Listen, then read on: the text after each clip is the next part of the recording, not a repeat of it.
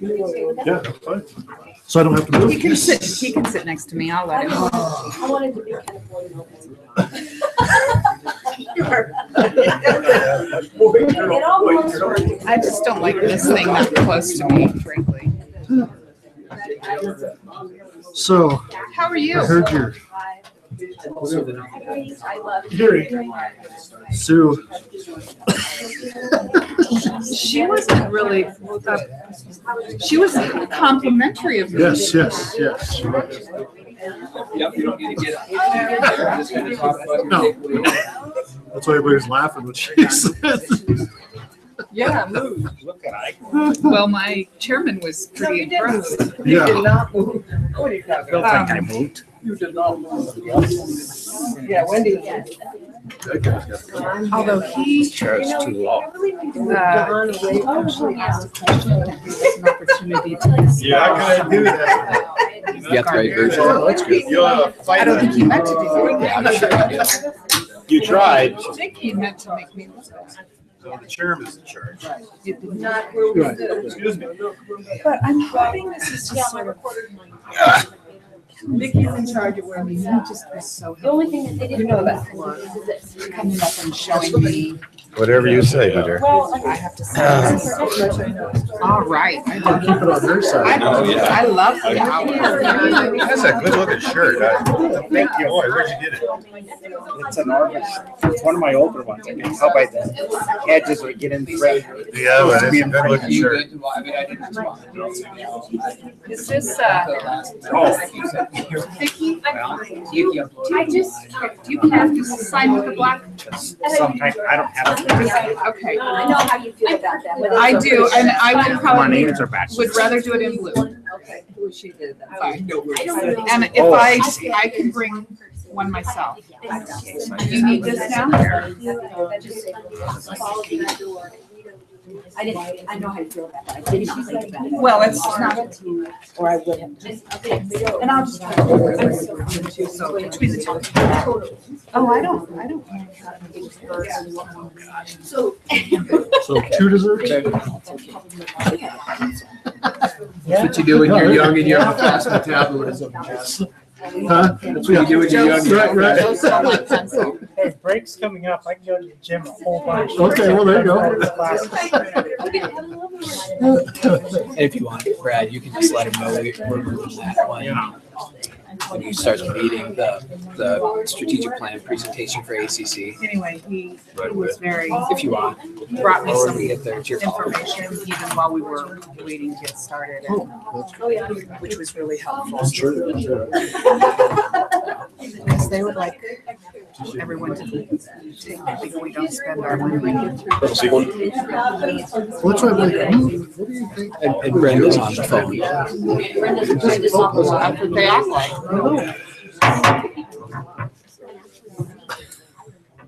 All right, I'd like to call this LCCC board meeting to order. Thank you guys for being with us tonight. And before we get rolling today, I'd like to say just a quick thank you to our outgoing chair, Carol Merrill. It really has been a pleasure serving by your side over this past year. I've got a chance to learn a lot from her, and one of the main things I learned is her commitment to this institution and the students here is really unmatched. So thank you for your time as chair, and I really did learn a lot from you. So, with that said, thank you to my fellow trustees for appointing me to your chair. I really appreciate that, and I'm humbled and excited to take on my new role. So thank you very much, and without further ado, let's get rolling. So the minutes. Mr. Chair, I make a motion that we approve the minutes of November 8th. I'll second that motion. It's been moved by trustee Erickson and seconded by trustee Soto. Any discussion? All those in favor of approval, please say aye. Aye. Any opposed? All right, motion passes unanimously. Thank you. I forgot to mention we have Brenda Little, trustee Little on the phone. Thanks for joining us tonight, Brenda. My pleasure. So we do not have any report. Brad, can you hear me okay? Yes. Okay, great. We do not have any reports to the board tonight. And I guess with that said, Butch is not with us tonight, so we won't have the ACC report.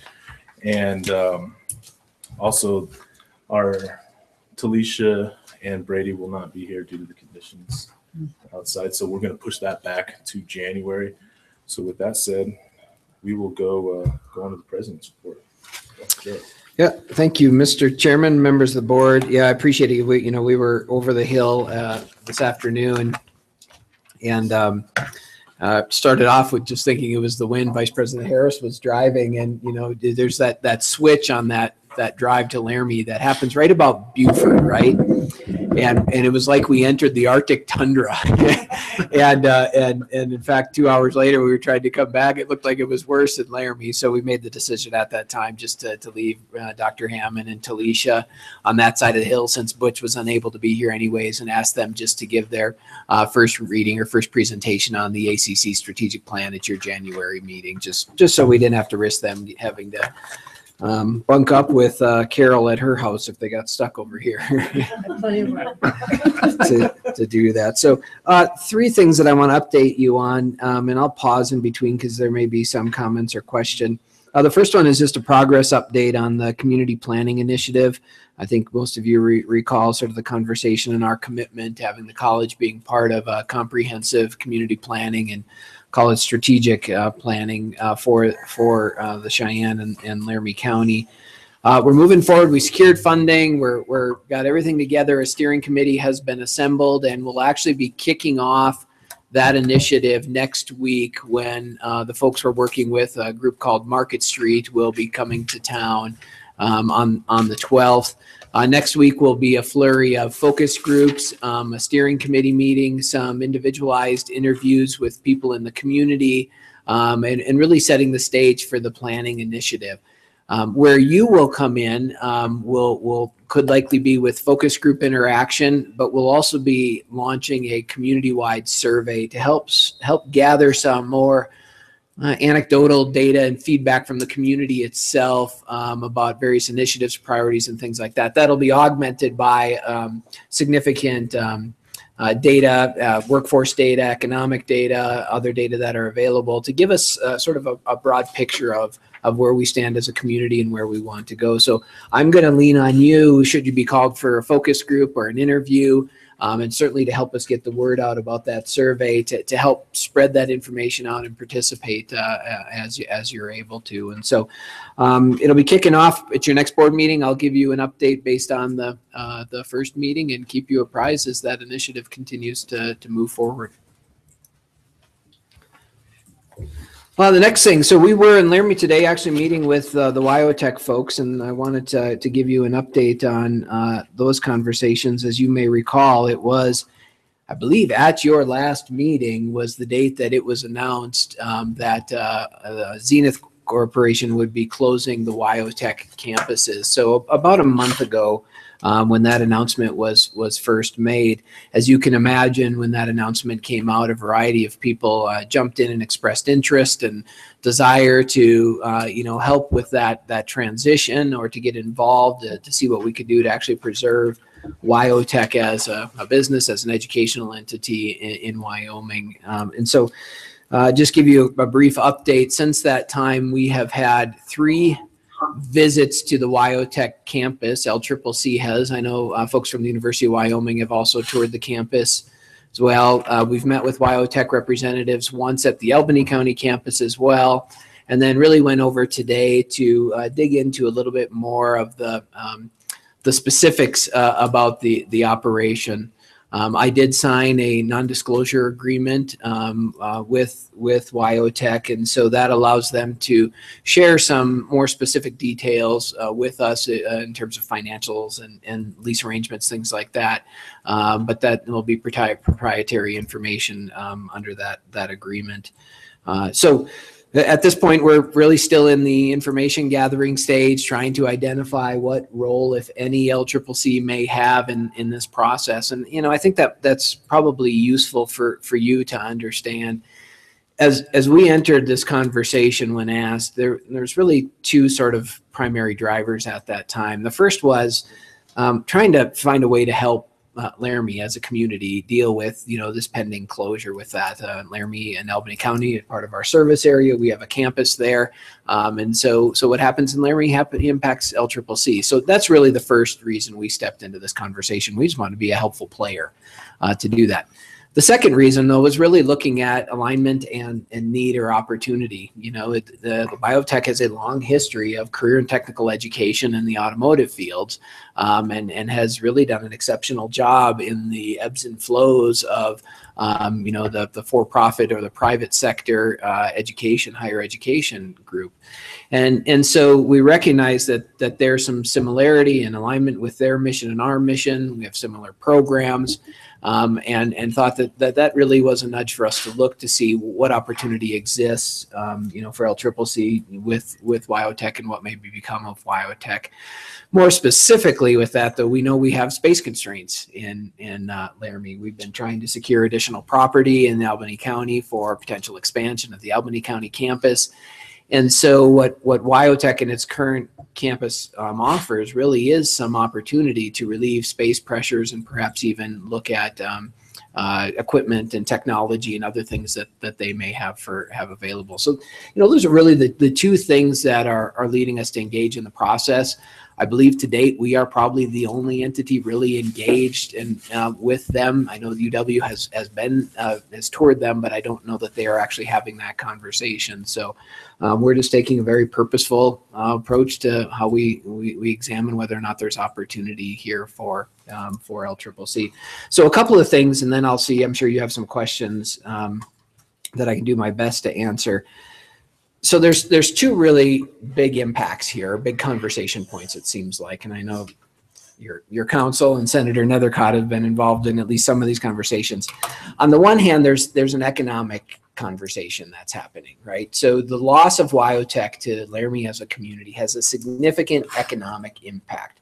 It's, over $5 million in payroll. You end up with hundreds of students who live and shop and spend and do other things in the community. That's a significant loss for that community to do that.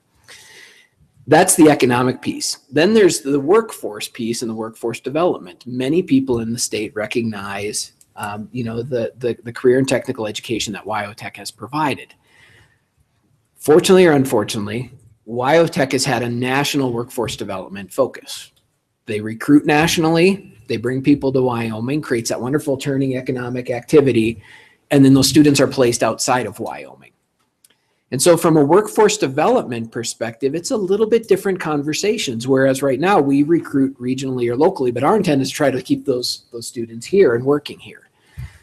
That piece, we talk about, folks are talking about the workforce development aspect of it. I don't know that WyoTech has the workforce development impact on Wyoming that I think some people have looked at. In fact, we don't even know that because we don't have the data at this point to get a sense of how many people actually stay here, are placed here, and do that. And so those two pieces, you're going to hear a lot about the economic impact and probably a lot about the workforce development piece, but we have to keep in mind how they're separate, and the fact that their mission and what they're doing from a workforce piece is a little different than what we think of when what a community college is doing.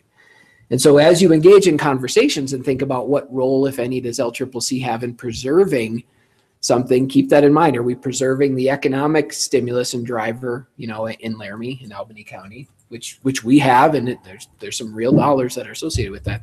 Or are we trying to maximize a workforce development of a workforce that will stay and hopefully work at least within the region, but certainly within Wyoming? So conversations will ensue. In fact, we'll have some WyoTech folks on campus next Tuesday to discuss some more details, and then I should have a better sense of where we go from there in terms of, do we stay engaged, and what does that engagement look like? How do we actually move forward with the conversation? So with that, Mr. Chairman, happy to answer any questions, and certainly would. You haven't had a chance to even really talk about this since it was just announced at your last meeting, so please, I'm happy to answer questions or hear comments, feedback.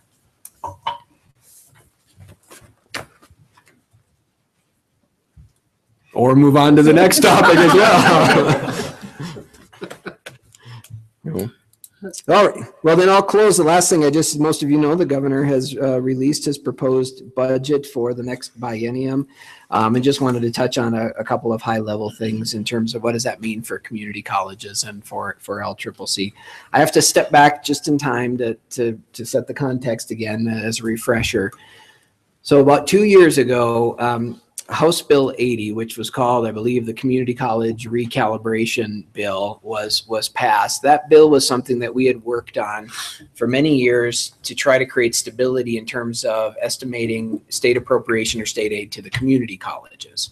In short, what that bill did is it essentially allowed us to look at historical enrollment and recalibrate to set a standard budget appropriation for 2 biennia. So we knew if enrollment goes up, revenue goes up, we get the appropriation based on that calculation in the standard budget set for 2 biennia. That's the stability. We also said, hey, if enrollment goes down, then the appropriation will likely go down, but it's set for 2 biennia. There's that stability. So knowing fully that risk, if you will, was there. That was approved, and there's some other nuances to it in terms of how they reimburse us based on level of instruction. But for the most part, it was really creating a mechanism to recalibrate the state aid appropriation. So that was approved, and then we go into the first year of the biennium, and we have budget cuts. The governor implemented budget cuts, the famed penny plan from the legislative process, and all of that good stuff. So we took significant budget reductions that we all lived through. So preparing for this session then, there was the required recalibration of state aid. At that time, because enrollment had dropped at all the community colleges across the state, we were anticipating $4.7 million reduction in state aid based on that model. So poor timing, yes, budget cuts, and then the recalibration, and certainly we're worried about that. In the governor's budget, though, he is not recommending that reduction of 4.7 million. And to paraphrase, and it's maybe poor paraphrasing, essentially, we probably wouldn't have rushed to implement that model had we known that we would have to take mandatory budget cuts from the state and then recalibrate for further budget cuts on an enrollment trend we were already aware of. So essentially what I read into it, he's saying, hey, we did those budget cuts. We set that new normal. So he's actually not recommending that $4.7 million reduction. That's good news for us. I know it's a bad day when we're celebrating not having a cut versus seeing an increase, but I think that's good news. And right now, that's his budget recommendation. With that, there's some other nuances with the way health insurance was calculated. I don't fully understand it. I'll probably explain it to you more as we go forward. But it has to do with the way the biennial appropriation for health insurance was calculated and ultimately appropriated for the community colleges. My understanding, it was probably over-calculated at the time. The budget division, and Trustee Ketchum can help me if I'm wrong, has made appropriate calculations for this biennium, so it isn't actually lower appropriation. But at that time, our approach to handling the penny plan, I think, was to actually use unspent revenues in the health insurance portion of the state aid block. So the challenge right now is we have an appropriate appropriation, but now we have to biennialize that penny plan cut that was taken to that, which could potentially leave us with less insurance appropriation in this biennium than what will be required to actually pay for employee insurance. And by statute, we're required to reimburse for employee insurance. For the first year of the biennium, I think we'll be fine. I don't know if we'll get to it in this session, but certainly we may have to address it in the budget session. It's a complex issue. I don't fully understand it at this point, but when we hear terms such as, will we have enough appropriated money for health insurance to cover the mandatory requirement, that gets us a little bit worried. And I think I have that correct. I don't know if I do completely, but I'm sure Trustee Ketchum would correct me otherwise. And I'll just try to clarify as we move forward. Yeah, Chairman, that's basically correct, but it was based upon the full number of employed, like if we didn't cut the employees. So it was add those other 10 people in there. So since we have those other 10 people gone, we shouldn't have to worry about it because of the cuts that happened last year. So we don't have health insurance for those 10 people, but it's calculated into the model. So that's, Yeah, it's very convoluted. Yes. And we think we'll be fine, but we'll just continue to monitor. And it's something that you may hear conversation about. Those of you that are serving on the Trustees Association for us, you may hear conversation about the health insurance piece as well to do that. And then the last one is capital construction. As you directed me at your last meeting, I have been working with the governor's office and with construction division to see if we can continue to advance the state request for our $7 million for the fine arts building. The governor's budget, and again, I'll paraphrase and summarize. I don't believe that he is yet satisfied with the way projects are advanced and prioritized, mostly from a clarity perspective, trying to get a sense of what the priority projects are, what stage they're in, and how we actually advance that through the process is still a little bit convoluted with that. I will give him credit. What he did was really something we should applaud. He said, "Hey, I believe in community college capital construction. We need to do this. I don't like the process, so I don't feel comfortable with saying where we should fund which project." So what he's recommending is that essentially there's a $20 million appropriation for community college capital construction, and he wants the commission, the colleges, the construction division, and his office to sit down and figure out how do we prioritize that. So I think that was a good way to say we're going to fix the process and try to come up with the appropriate list, but I'm demonstrating my commitment and support for capital construction at the community colleges. Right now, for all the community college requests, for CapCon, it's actually less than the 20 million. I think it's about 17 million.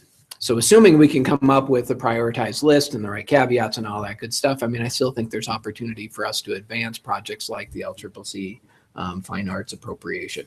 There will be contingencies that'll likely be tied to the state strategic investment projects or the SIPA account. I always can never remember that.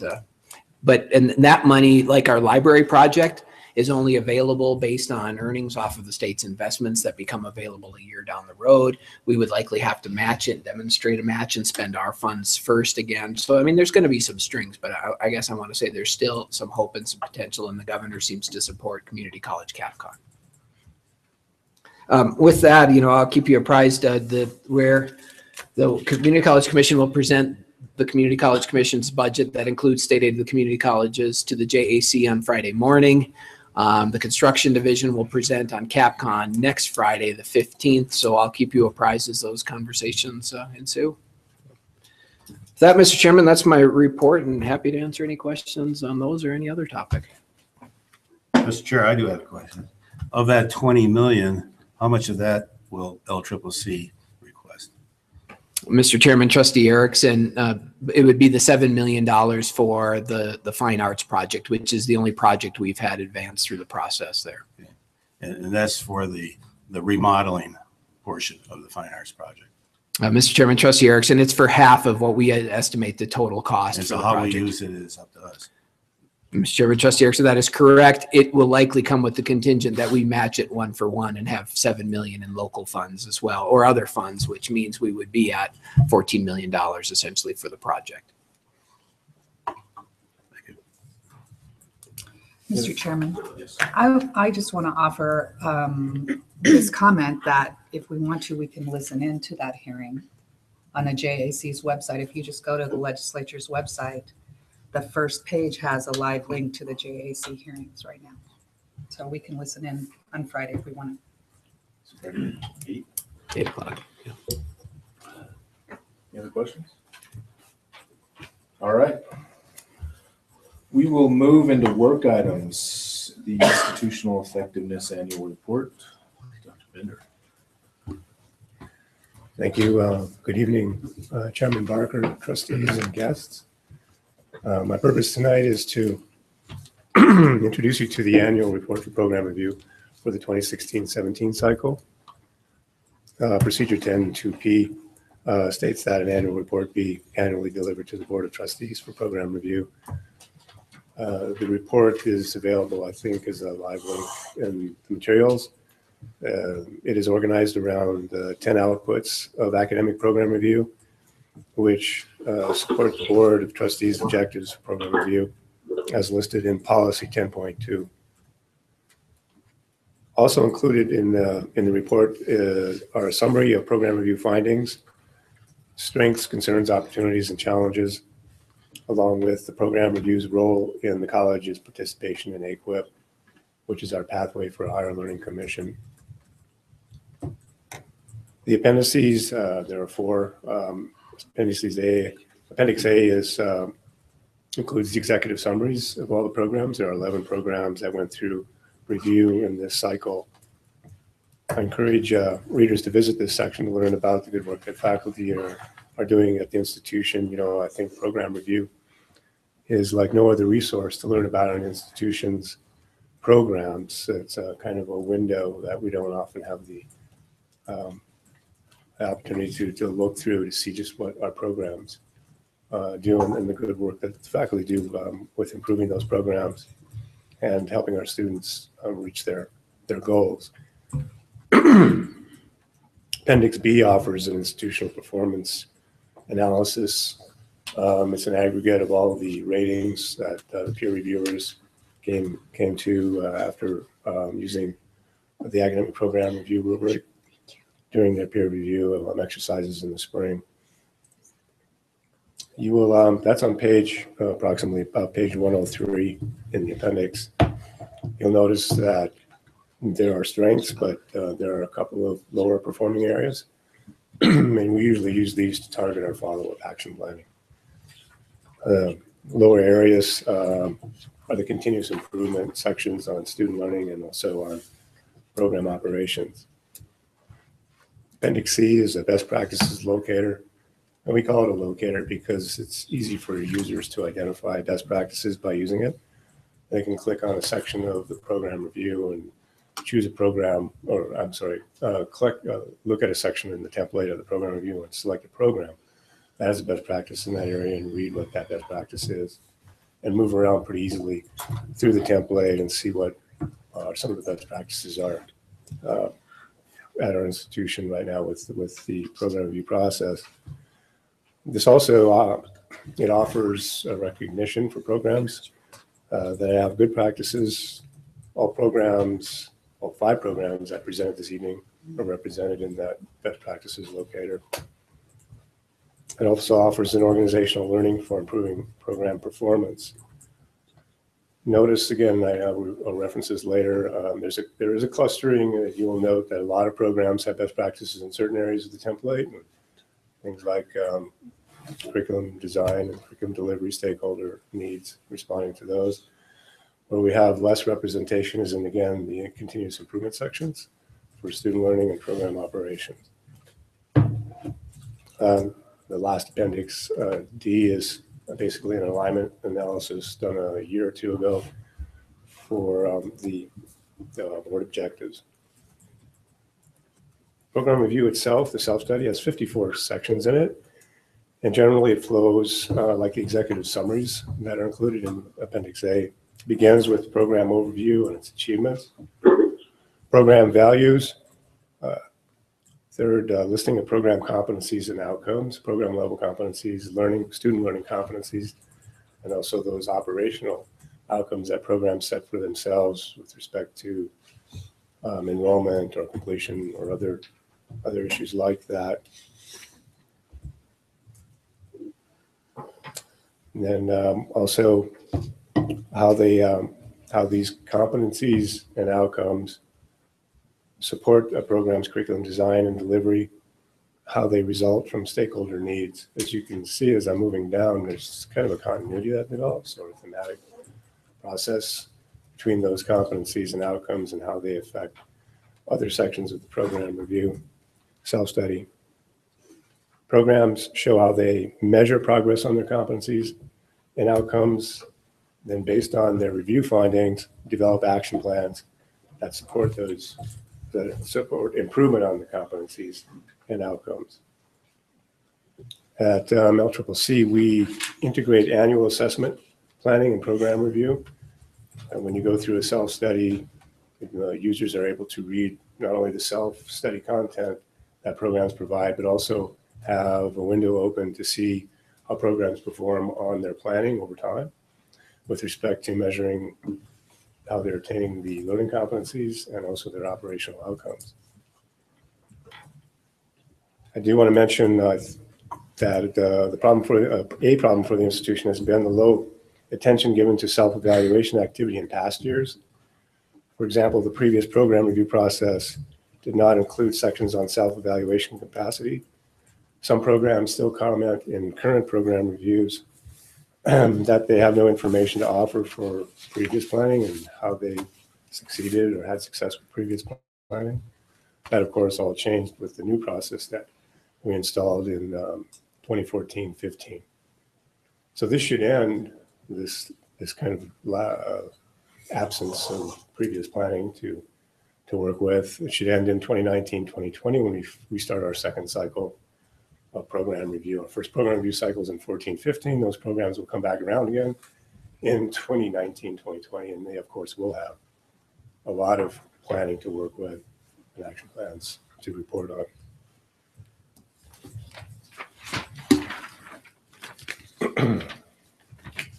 Just to substantiate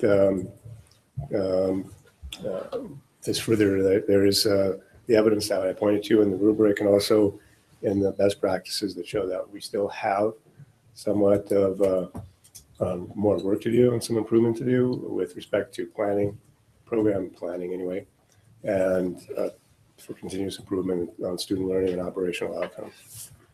Some programs will be doing follow-up action planning, and that will bring that capacity up and strengthen it. The LCCC began strengthening planning capacity, of course, in 2014, 2015 with online assessment planning, and then the new program review process in 2014, 2015. I think the planning is key to systematic continuous improvement, and it's also necessary for accreditation. Each year, our program review process shows that programs are making progress, and we still have some work to do. I think we must continue to learn from faculty also about how to improve the academic program review process. The main reform occurred in spring 2016 when a faculty committee revised the self-study template and rubric. Each year, feedback is obtained from face-to-face meetings with faculty during program review and also at academic standards meetings. For example, recently at an academic standards meeting, a comment was made to we could probably improve planning by moving all of planning in our COA planning management database into one area. So we achieved that in a couple of weeks ago. So there is kind of an interaction going on there, but this is an effort we have to keep working on is developing the faculty feedback and responding to it. I don't know, as trustees, you might wonder if we're using some of our software effectively. So I thought I would mention that we do use Campus Labs for our baseline survey. We also use it for our course evaluations. We use it for program review and assessment planning. Campus Labs held an award competition, and last week they announced the winners. So out of 1,100 member campuses, 20 winners were announced. LCCC was one of 4 recipients of the Champion Award for developing a systematic, comprehensive approach that strengthens the institution's adaptive capacity for responding to change and driving continuous improvement. Our faculty made this award possible, obviously, because of their work in the planning environment, especially in program review and peer review. The dialogues they formed talking back and forth about quality. Mostly then in conclusion, the current program review process places emphasis on building capacity for program self-evaluation. In some ways, we offer an emergent experience, I think, for self-evaluation that encourages faculty engagement in program review while using other additional organizational learning techniques such as peer review best practices and online planning platforms. One example of faculty engagement is on page 16, where we kind of keep a tally of how many comments the program reviewers made over the cycle, and then the responses that programs made to those comments. So we average about 90 per program for comments and about 30 per program for program responses. Last year we had 973, give or take one or two, peer review comments among 11 programs, and we had 328 program responses. The reason for the 3-to-1 ratio is that often in a section there'll be 3 or 4 peer review comments, but programs only have to respond once to those 3 or 4 comments. So it's pretty even one-on-one, really, when you think about it. There's usually 3 or 4 comments in a section and 1 program review response, which is appropriate. But the main point is that we're developing a lot of dialogues and documenting dialogues, and we're getting a lot of interaction, engagement with faculty, and a lot of organizational learning about quality and how programs develop quality. The more we share that information, I think the faster we will improve. I think faculty do a fantastic job on their program reviews. They impress me more every year. They get stronger and more sophisticated in their analysis. They use more data. And I think they're starting to get the self-evaluation angle down pretty well and the continuous improvement. There's still always room to improve, but I think you can tell by the presentations this evening and some of the ones that, of course, the ones that you'll have in January, that they get stronger each year that I've been working with them. I believe that I think they show, I believe, what the community and the accrediting bodies want to see, and that faculty are hard at work to improve our students' learning experiences. Programs are learning about themselves. The key to continuous improvement is showing that we are at work, that we are planning, finding ways to measure our performance, and thinking about how to improve. I think this visibility we give to our faculty's work at improving programs is key. Program review provides visibility to the talents of our faculty. Are there any questions about the report or presentation?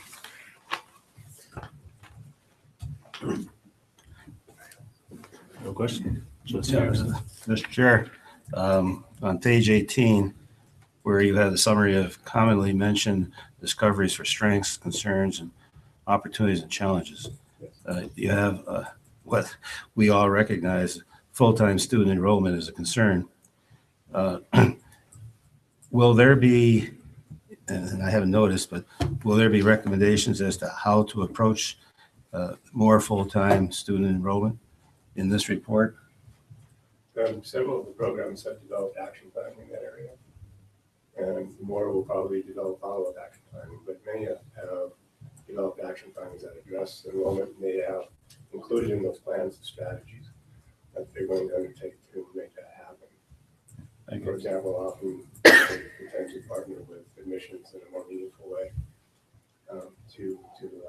for added exposure and for messaging out into high schools. Thank you. Any other questions? All right, thank you. So with that, we'll move on to the Crossroads building. Rick Johnson. You're up.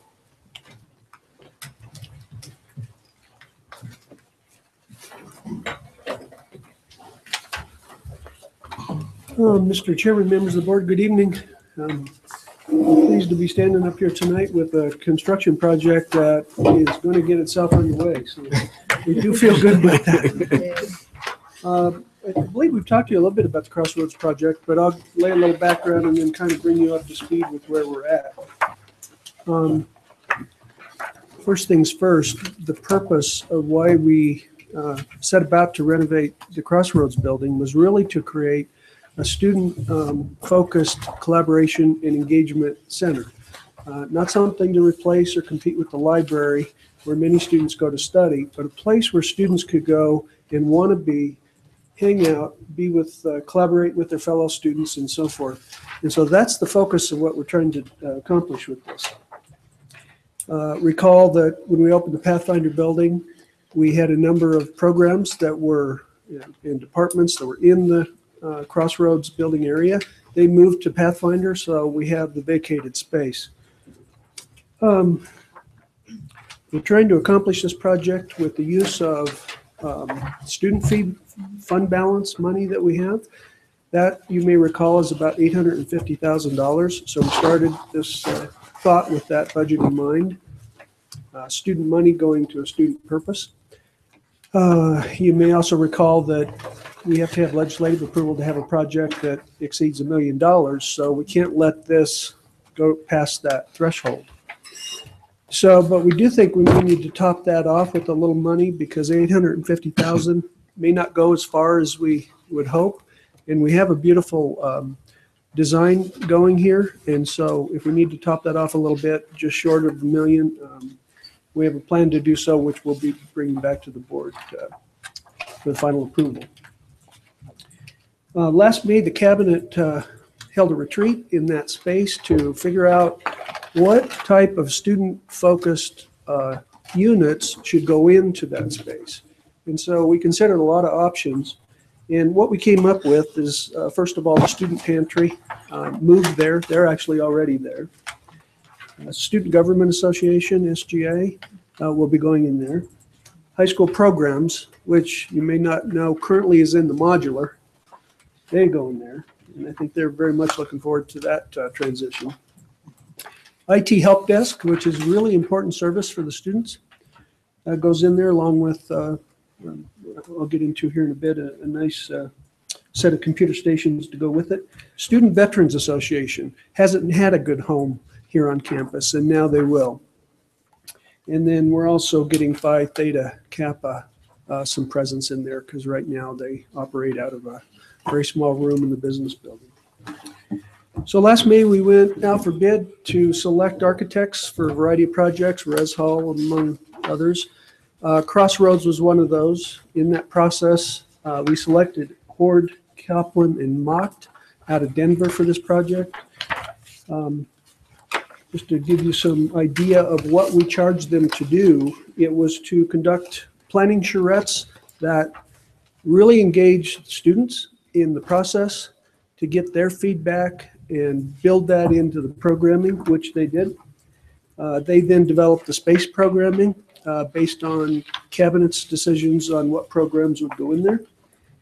And then to complete a full schematic design, which what you're seeing on the screen is one piece of that. And then what's to follow as we proceed along and work up to board approval in January, final approval, is produce our construction documents and then assist us with implementing and seeing out construction. HCM has been a really good partner in this process. They really listened to the students. They spent a lot of time on campus during the summer and then much more time once the students came back. I think they got a really good grasp on what motivated the students to inform what would make this space inviting to them. And so hopefully that's what we're accomplishing. So where are we now? Programming phase is completed. All the student involvement has been captured. Schematic design is complete. And now we actually have a meeting, a whole afternoon of meetings next week with each of the occupants to fine tune what their needs are more on a detailed level, like IT needs, power needs, furniture expectations, this sort of thing. Shortly after that, I'll ask HCM to begin trying to complete what would be our construction documents so that when we get to the phase where we're moving forward, we have that ready to go. So in terms of projected timeline,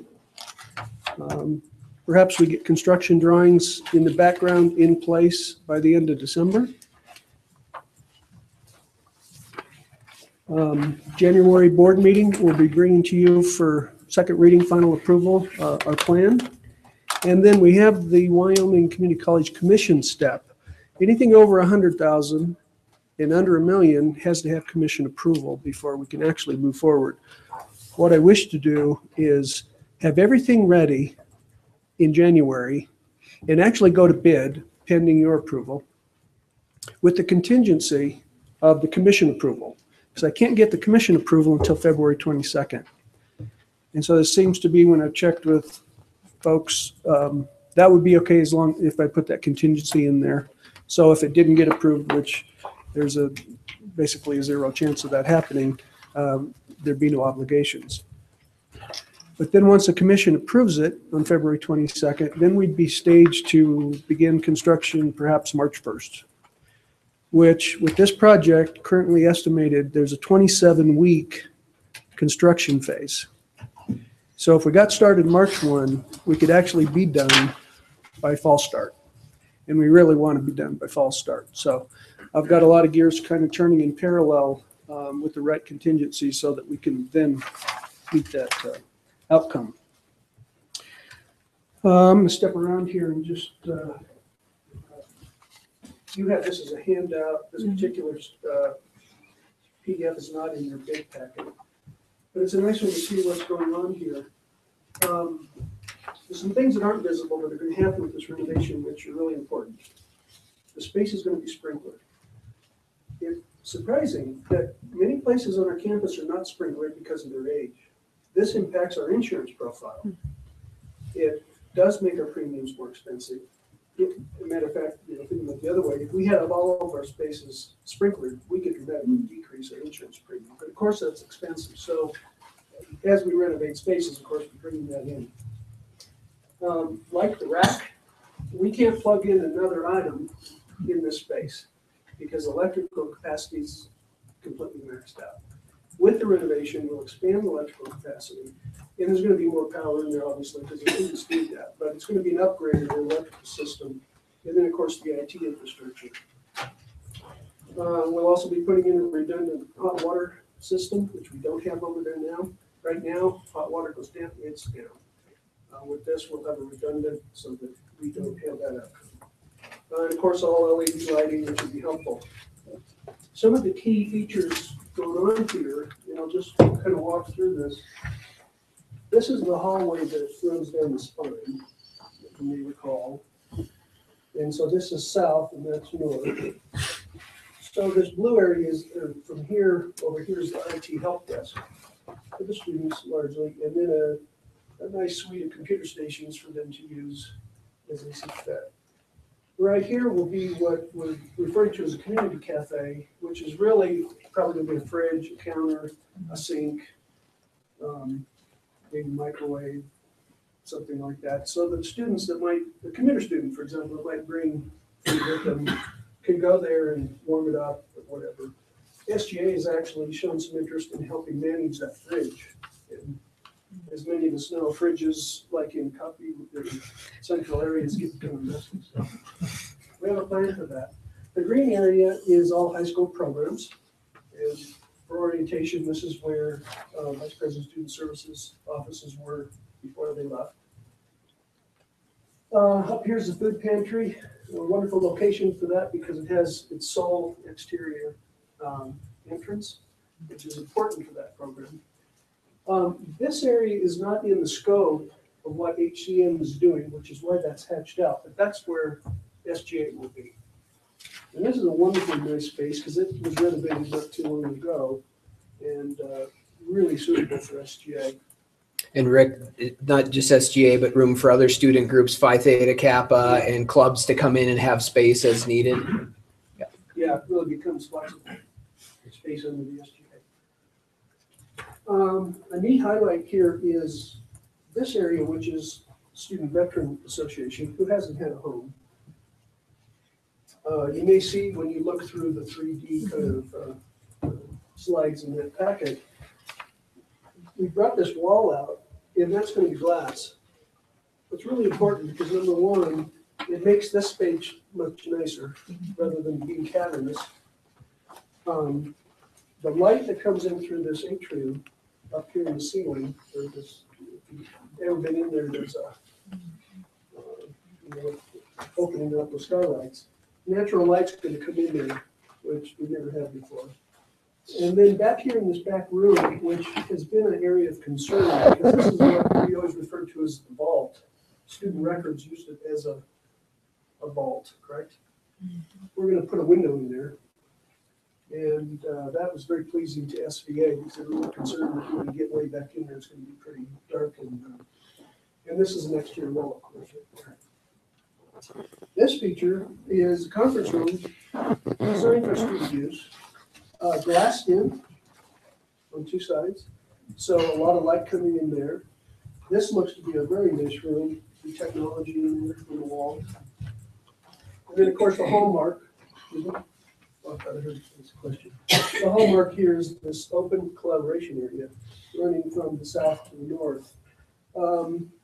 These areas as designed here are very specific to the student feedback we got.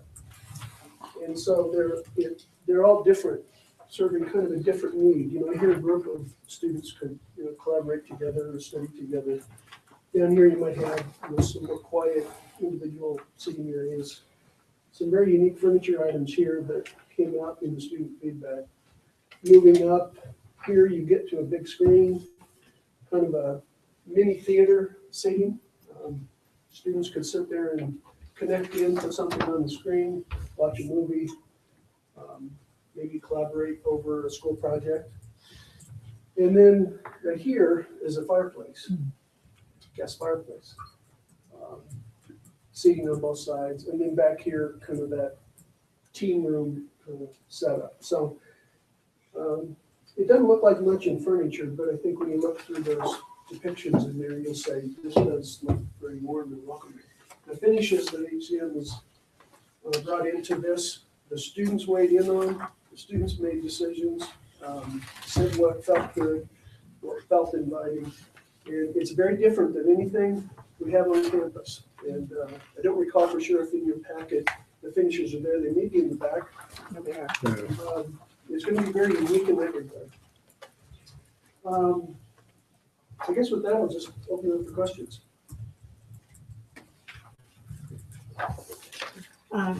Mr. Chair, I don't have any questions because I was on part of the committee, but I love this space, and I already told this to the FNF today, but I talked to the vets when we had the Fallen Soldier Day, and they absolutely love this. I said, how do you like your space? And they said, we have a window now. Because I said, did you get a window? And they said, no, but we have one now.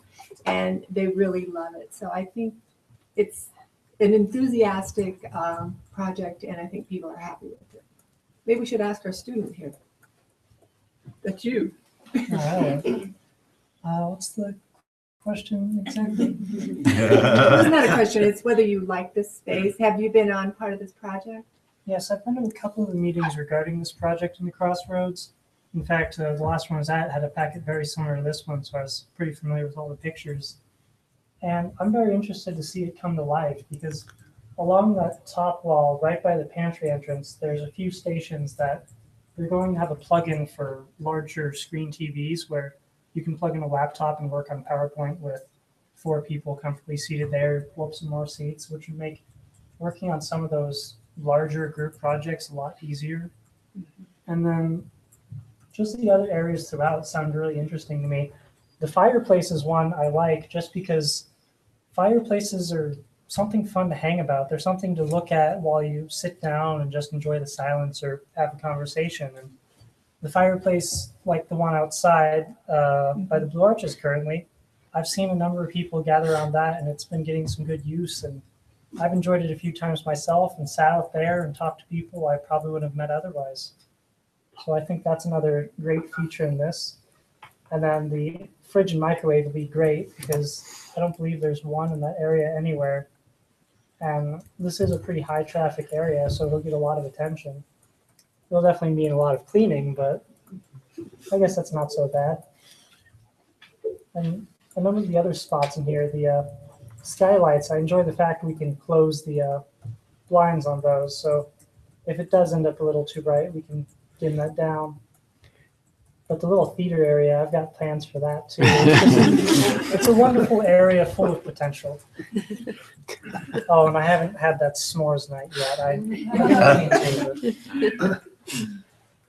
I've got to see this space evolve over the years that I was here as well, and this is pretty exciting to see, especially that middle portion. I think when I was in high school, I saw there was like maybe a fountain or something in there. Maybe dating myself at that point, but, and then it was offices and cubicles, and so this is exciting for me. I have Couple of questions about the IT infrastructure. I'll ask what might happen there. I'll ask all the questions at the same time.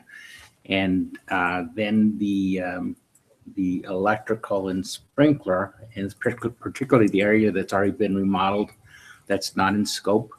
Does that already have all those things that you're mentioning this new remodeled area would have?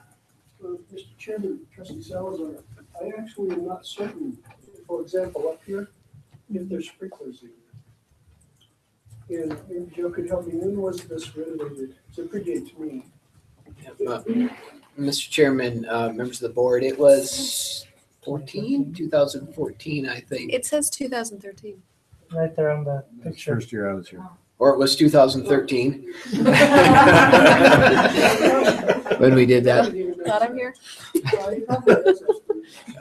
to have a question about the IT and electrical, right now there's a room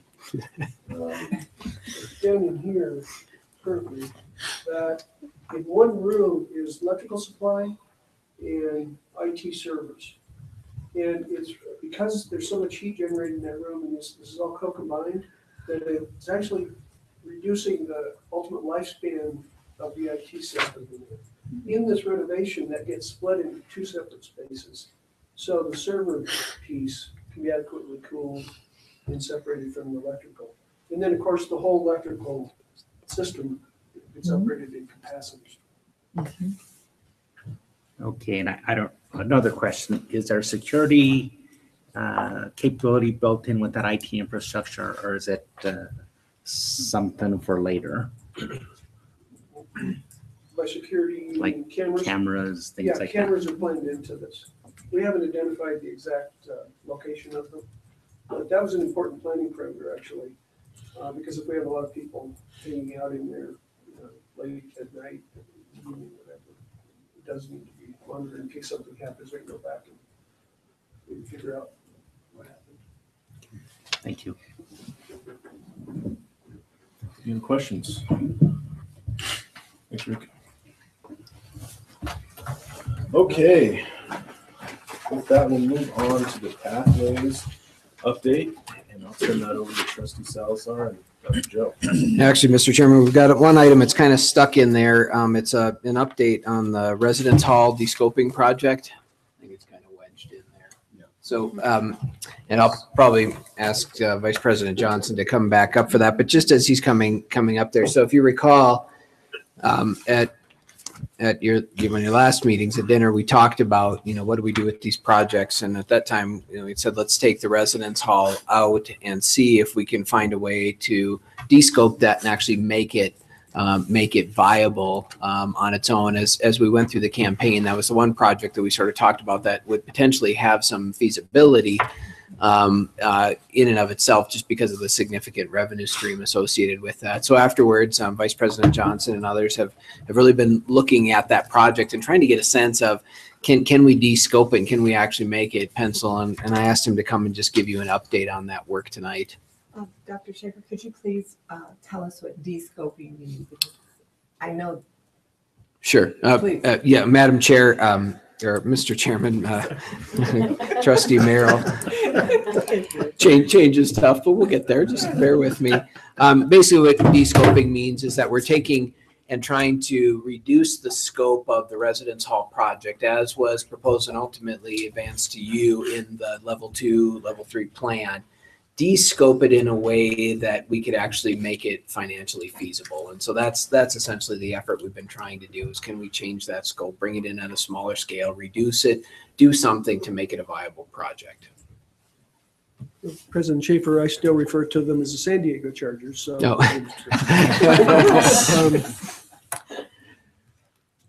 Mr. Chairman, members of the board, here's kind of what's transpired since the election. Step back a bit. You recall our project was 350 beds and $28 million.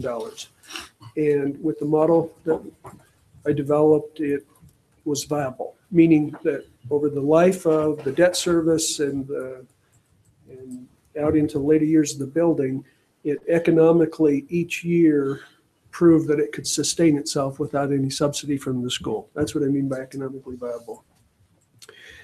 So the election happened, we lost the 8 million possibility. So now what that meant is we have a $20 million project because with our planning assumptions, we can generate 20 million.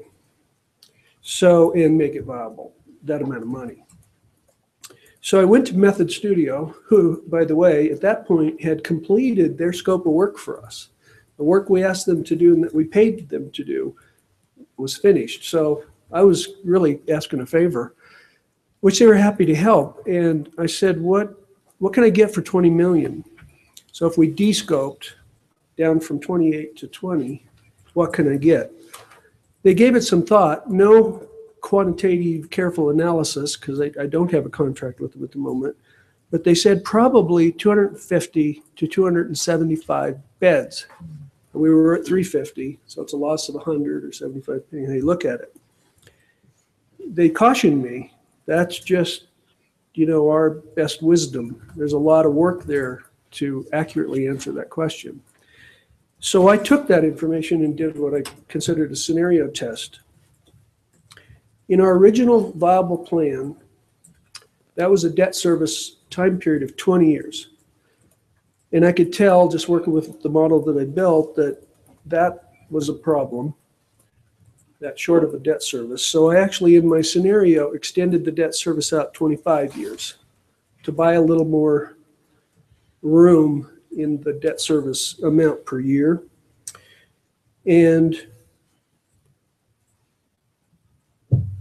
also assumed that since we now can't get going on this, we're in at least a year delay, which will escalate the cost of the project, probably 800,000, call it $1 million for sake of discussion. And if we were doing it with lease revenue bonds, we'd be doing that a year later. And so the feds are probably going to inch up interest rates over that period of time. And Kaiser, our wealth management company, agreed with that. And so I took those into account. So for comparison there, in the viable plan that we had, the average coupon rate on those lease revenue bonds was 2.9%. Pretty good pretty good rate on the money. When you think about it a year out, that might be more like 3.5 by best estimate. So that's what I used. And then I used their optimistic 275 beds, not the 250, the more optimistic, and held all our other assumptions the same. What we were going to charge for the room to start out, how we're going to escalate room rates over time, and things such as that.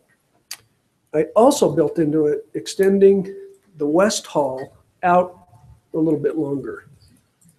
Now you remember in the Bible model, the West Hall we were going to tear down FY25. With a little investment in there, maybe we can push that out. But I built in a little bit of that. And the result is that scenario, based on that rough estimate by Method Studio, it's not viable. And it's not viable because of what I keep calling the dual debt years. We have our existing debt on the res halls that runs out to FY24. And then we have this new debt. If you assume in this scenario, starting in FY21, we've got an overlap. It's that dual debt period of time which is hurting us. And in my scenario test, the out years we look good. It's actually quite viable. It's not viable in the early years because of that dual debt. And that's been our problem from day one. So got back with Method Studio and said, if we decide to move forward with a well thought out D-scope, can you help me? And of course, they were as upset about the bond election as we were, because they're very invested in this project. They have the bandwidth to help us. They said it cost $40,000. They pointed out to me that there would be a fair amount of engineering that would have to be brought in to figure out how to make it smaller, capitalize the best we can on the use of space, to come up with an estimate for me of how many beds we'd end up with and so forth that's valid and reliable. So it's my recommendation that we don't do that at this time. I think we've already put $150 80,000 into the work that Method has done. And to throw another 40 right now, knowing what I know about the viability aspects, I think it's just not the right decision. So I've been suggested to F&F today and suggested to Joe that we don't do that. But what do we do is the bigger question. And so there's really two things that lay out there that I can see. And one that Joe, President Schaefer, has been kind of working on in the background is a low interest, simple interest loan from the state, which is something that the University of Wyoming, I understand, if I'm saying this correctly, is pursuing. And maybe there's a possibility for us to get involved in something like that. Now, I've ran my own debt service on low interest, simple interest, 25-year debt cycle, both at 20 million, a smaller project, 275 beds, and at the 29 million, or it added $1 million there, by the way, because of the year, 350 beds. And in both cases, it's viable.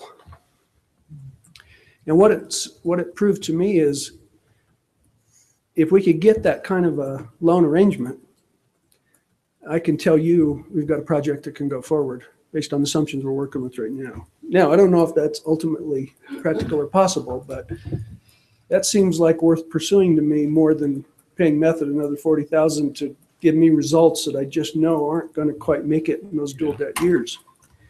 The other option, which is not too prominent in Wyoming, is a public-private partnership, otherwise known as a P3, where somebody comes to the table with private capital, we come to the table with land, we enter into an agreement, maybe we operate it, maybe they operate it, and at some point way out in the future, maybe 30 years, they depart and we have the building.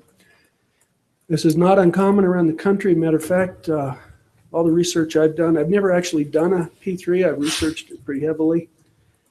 It seems to have gotten its birth in the United States with resident hall living.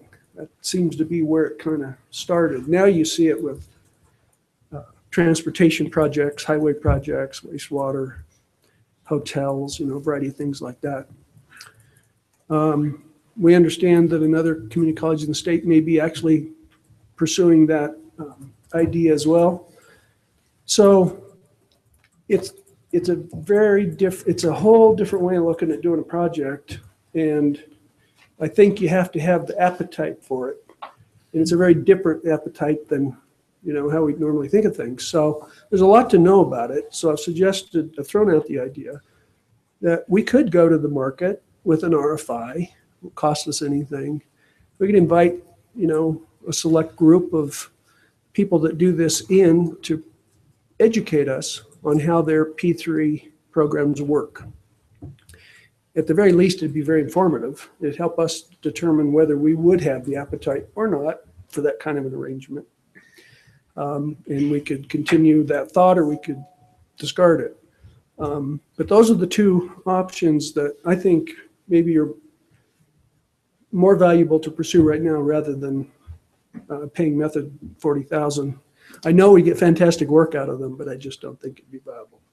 So that's kind of where we've come thus far, and happy to answer any questions. Yeah, Mr. Chairman, members of the board. So with your approval, we will have an agenda item at your January retreat to kind of dig in a little deeper to the three projects and sort of have a conversation about what we know by then and what we may do to go forward with that.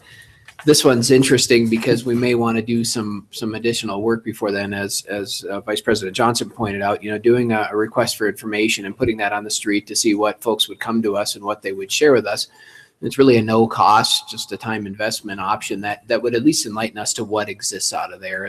As Rick was saying, there's my experience with those types of arrangements, public-private partnerships, there's really been two major motivators to do it. One is when you simply don't have the capital or if a campus comes in, and why it started, I think, with residence halls, is they oftentimes had a revenue stream, the what students paid to live in a hall, but didn't have access to large amounts of capital. They didn't have a building authority that could issue bonds. They didn't have other capital arrangements.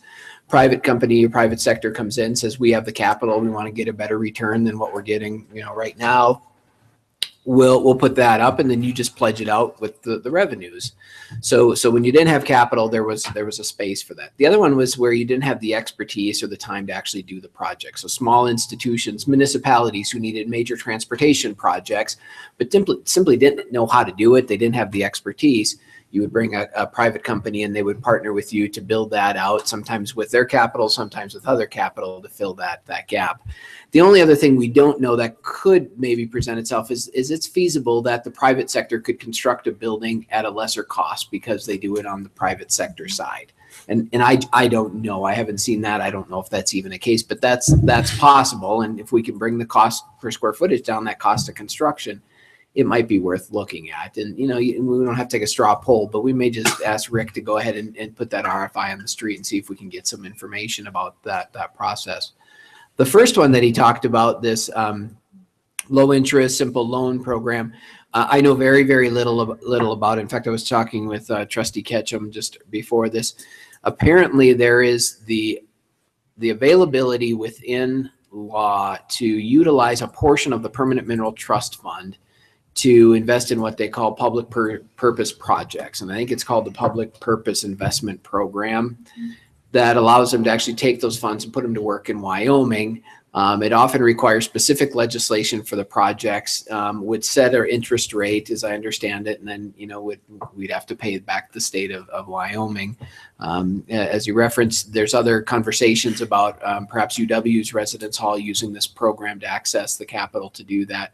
I don't know if a simple interest, is an option. We really don't know enough about the program at this point to see whether or not it's an option, but at least it has some potential, and there seems to be other conversations around residence halls there. And so it's something that I think we'd continue to explore, and perhaps could have more information come your January retreat with that. Mr. Chair, the F&F committee discussed this very thoroughly and does recommend to the board that the staff continue to explore the two additional options, the one low interest and the possibility of the 3P, the public-private partnership approach. So that would be the recommendation coming. And if I were giving my report of the Finance Committee, I would be saying that at that time, but I'll say it at this time because I think it's appropriate. Mm-hmm. So that would be our recommendation to the rest of the board, that we give you the go-ahead to look into these other options and report back to us. Is the board okay? Communication, good. We'll do that. Thanks, Rick. Thanks, Rick. Appreciate that. Now, pathways. Yes. So I'm gonna move up to the podium.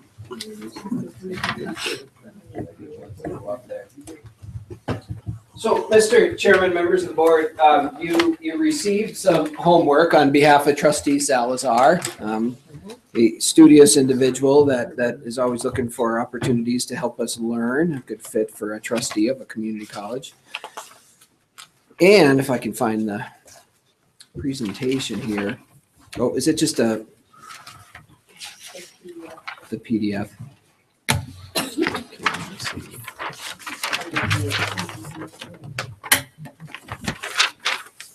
Am I missing it in full screen?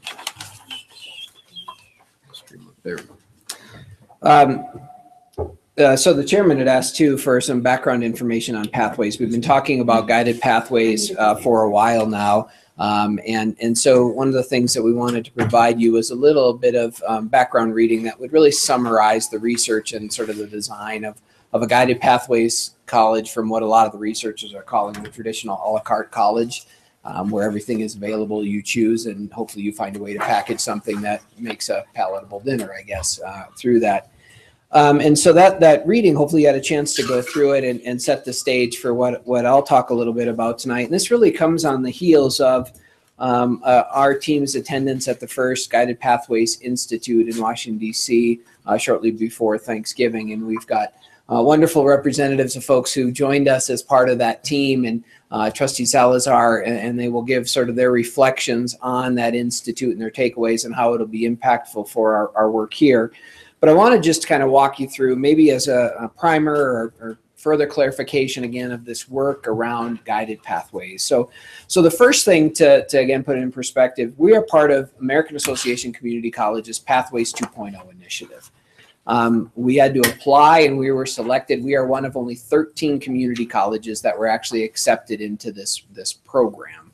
And that program is designed to really take research, best practices, and help institutions go through significant transformation or redesign around this guided pathways concept. And the idea being that over time, they can start to work with institutions and grow this momentum for really major community college transformation across the United States. And so again, we're one of 13 campuses. It's nice to see and know that we have both Pathways 1 and now 2 institutions that are right here close to us, Arapahoe Community College of Denver. We've got Western Wyoming Community College, Front Range. So we really do, Western Nebraska, have access to a pretty good network. So I don't know that we need to keep going through this, but as we continue the conversations on campus, we'll bring it out.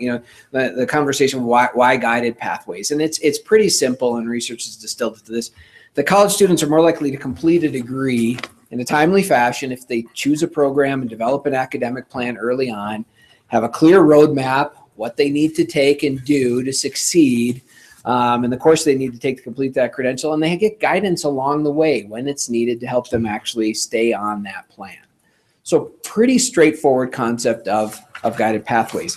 AACC has developed what they call their 4 pillars of guided pathways, and I have their pillar, and then in parentheses is the reference to that reading that you had. You'll see them referenced as things like academic program structure. So their first pillar is clarifying the path. So this is the academic program structure, helping students get on a path, so new student intake, helping students stay on their path, progress, monitoring, and support, and ensuring students are learning. And I want to talk about what the research suggests needs to be in place underneath each of these pillars. So when we say clarifying the paths, this is what we mean, that programs are fully mapped out and aligned with further education and careers. So each program has that clear map of where you begin and where you end, and they are aligned with the expectations for entry for further education at a university or specific careers that our students will likely find themselves pursuing and are of importance to the region. On these paths, there are critical courses and other milestones that are clearly identified. If you need to take payroll accounting by this semester in the accounting program, it says it right there. You need to do this by now. If you don't, you will get waylaid. Many times our students will progress through an academic plan to find out, well, you needed to take that, or no, you have to take this first. Or if you don't succeed in this, if you don't do well in Anatomy and Physiology 1, you've just basically set your time back about a year to apply for the nursing program. Urban myth and legend and culture has started to create that, but we need to make it very intentional and purposeful. Students are given predictable course schedules necessary to progress and complete on their time.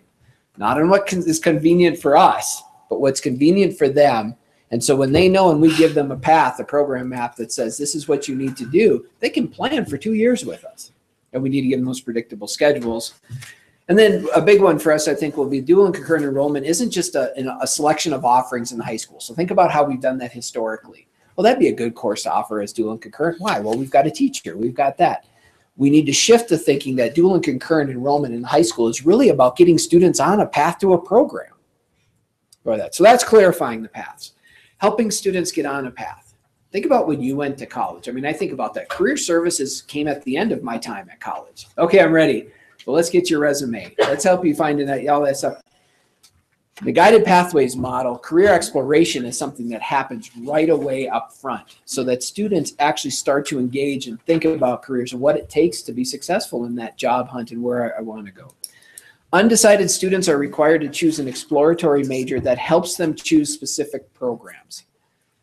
For a long time here at LCCC, I know the chairman will understand that. What do you think our largest degree program was after nursing? Come on, somebody shout it out. General Studies Undeclared. I called this the what do I get degree, right? I've been here 3 years, what can I get? It was our largest program. In a guided pathways model, there's no undeclared. If you don't know, if Derek doesn't know what he wants to do when he steps in, we're going to put him in a program based on his career exploration and then help him choose a program. So based on career exploration, if one of the things he says, hey, I think I really want to do something in business, we're going to get him in an exploratory business area to help him choose his path with that. Every student is required to have an individualized academic plan based on a map. We have a map of a program. Now we need to tailor them to Derek's needs. Every student has that plan and is monitored and in place. And then using multiple measures to help understand student readiness, not just that single placement test or your ACT score, but really trying to get a sense of, are you ready for college level work? So then helping students stay on their path. So this is where student progress on their academic plan is closely monitored with frequent feedback and support. So we're watching Derek as he progresses on his plan. He's a nursing student and we see him enroll in an auto body course. We're going to say, hey, wait, stop. Before you do that, let's talk about this, right? If we see he's in a critical gateway course and at midterm he's got a C or a D, wait, stop, let's talk about these types of things. So we monitor it. More importantly, probably, students can actually see their progress in what they're doing. How many of you have ever taken surveys online or have been shopping, right? And you can always see, okay, what's my next step? How much further do I have to go? What do I need to do to complete this? Students should be able to easily log in, go somewhere, and see how far they've progressed on their plan and what they need to do to complete. It shouldn't be magic, and I'm not sure they shouldn't have to completely rely on us to explain that to them. Early warning systems identify students at risk of failing critical courses, and we initiate timely interventions. And an important one, advisors work closely with program faculty with a clear division of labor for monitoring student progress and providing the necessary support to those students. And then the last pillar is ensuring students are learning. And you heard Dr. Bender talk a little bit about, one of the areas where we still have to work within our programs is in this self-evaluation and assessment capacity. Within program review, we have assessment planning. What we mean by that is that there is a mechanism in which faculty can assess whether or not students are developing the competencies that they're supposed to develop as they go through a program, identify where we can improve our instruction to ensure that more students become proficient on those competencies. It's really a simple concept, incredibly difficult to do. Right? That's Melanie, just sort of the work they went through in English to try to get to that. But in this case, we're talking about ensuring that students are actually learning what they do. So when they go out to work or they're going to transfer, we can say, yeah, student knows how to do that. But how do you know that? How do you assess it? What do you do? And so in this one, we need to have course competencies that are specific and aligned to program competencies that build those program competencies. Program competencies are specific and aligned with requirements for further education or for employment. So if you've ever gone out and looked at a job description, right? And the Bureau of Labor Statistics will probably provide you this by jobs. It'll say to be successful in this field, a candidate or employee needs to be able to do this, this, this, and this. So if we're preparing somebody for that field, the outcomes of that program should be that our students have the ability to do this, this, this, and this, and they should be aligned. You'd be surprised sometimes how far that alignment is apart. And great programs that have, heavy accreditation like radiography, they're perfectly aligned. Why? Because the profession through accreditation is saying they will be. It's not the case always in other areas.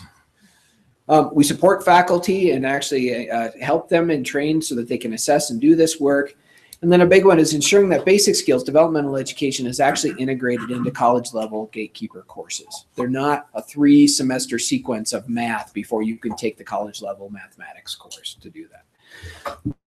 So the good thing and the good news for us, right, is that we've been doing a lot of this work really since 2013. I shared this slide or an iteration of it at the fall convocation, which basically shows the 4 goals of our strategic plan. And goal 1 and 2 specifically deal with the student side, of what we're trying to do. And you can see all the things we've been working on under our goal 1, under our goal 2. One of the things Trustee Zalazar said was, well, let's show how that work actually aligns with this pathways model and how far we've actually come.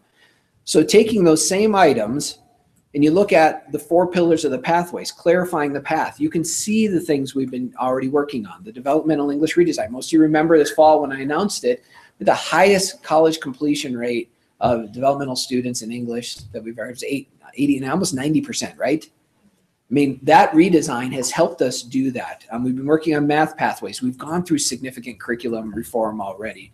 We've led the state in programmatic articulation agreements. We're the only campus with a gen ed articulation with UW.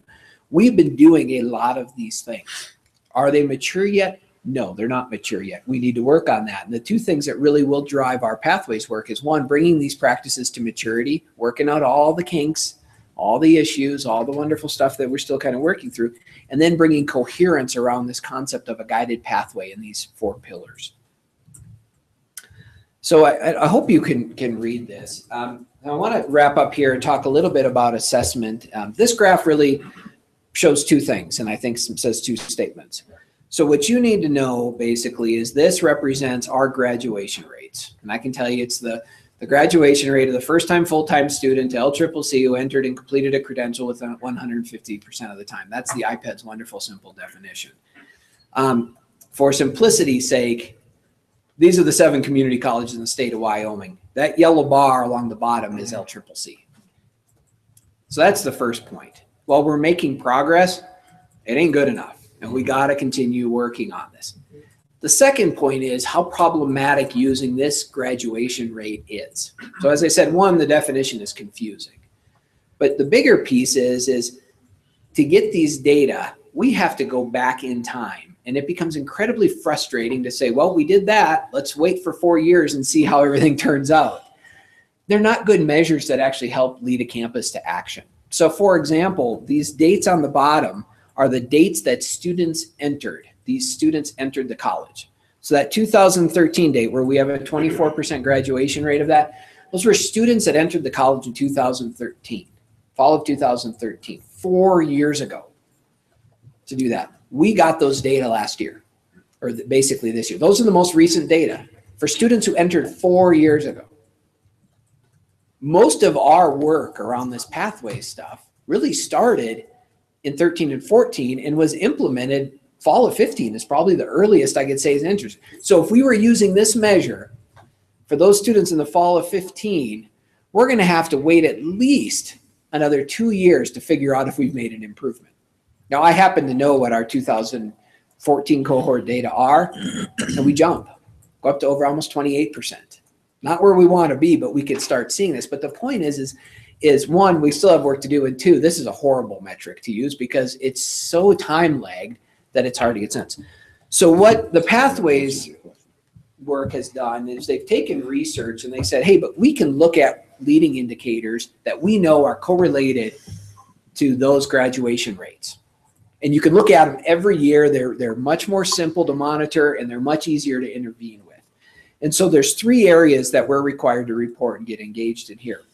One are what they call credit momentum KPIs. So the number of our entering students, first time to college with us, that earn 6 credits or 12 credits in the first term. All right, so 6 credit is what we assume for a part-time student. If they're part-time, you better get at least 6 credits, or 12 credits for a full-time, because that's what full-time, status is with that. College credits. This isn't I took 3 developmental classes, but they don't apply to my program. This is college level credits. And then 15, 24, and 30 credits in year 1. Why are those important? So 15 would be essentially for a part-time student for that first year.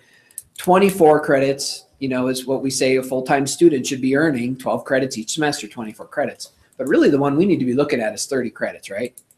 Because our programs at minimum are how many credits? 60 credits for an associate degree at minimum.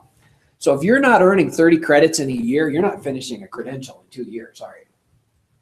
So what they're saying is monitor those, because what the research tells us is for students who earn 30 credits in a year, college credits, they're the ones who are going to graduate. And there's some other metrics we can look at for those students that attempt 9 credits within a field. So when we put Derek in that exploratory major, if he completes or attempts 9 credits in that field, his likelihood of completing is significantly higher than any student that does it. So we look at credit ones. Gateway math and English completion. The reason why the English department's work is so wonderful is because our rate at which students are completing college level English shot through the roof last year. The rate at which students complete college level, their gatekeeper college level math and English, directly correlated to their graduation rates. Well, we can look at that at the end of every semester.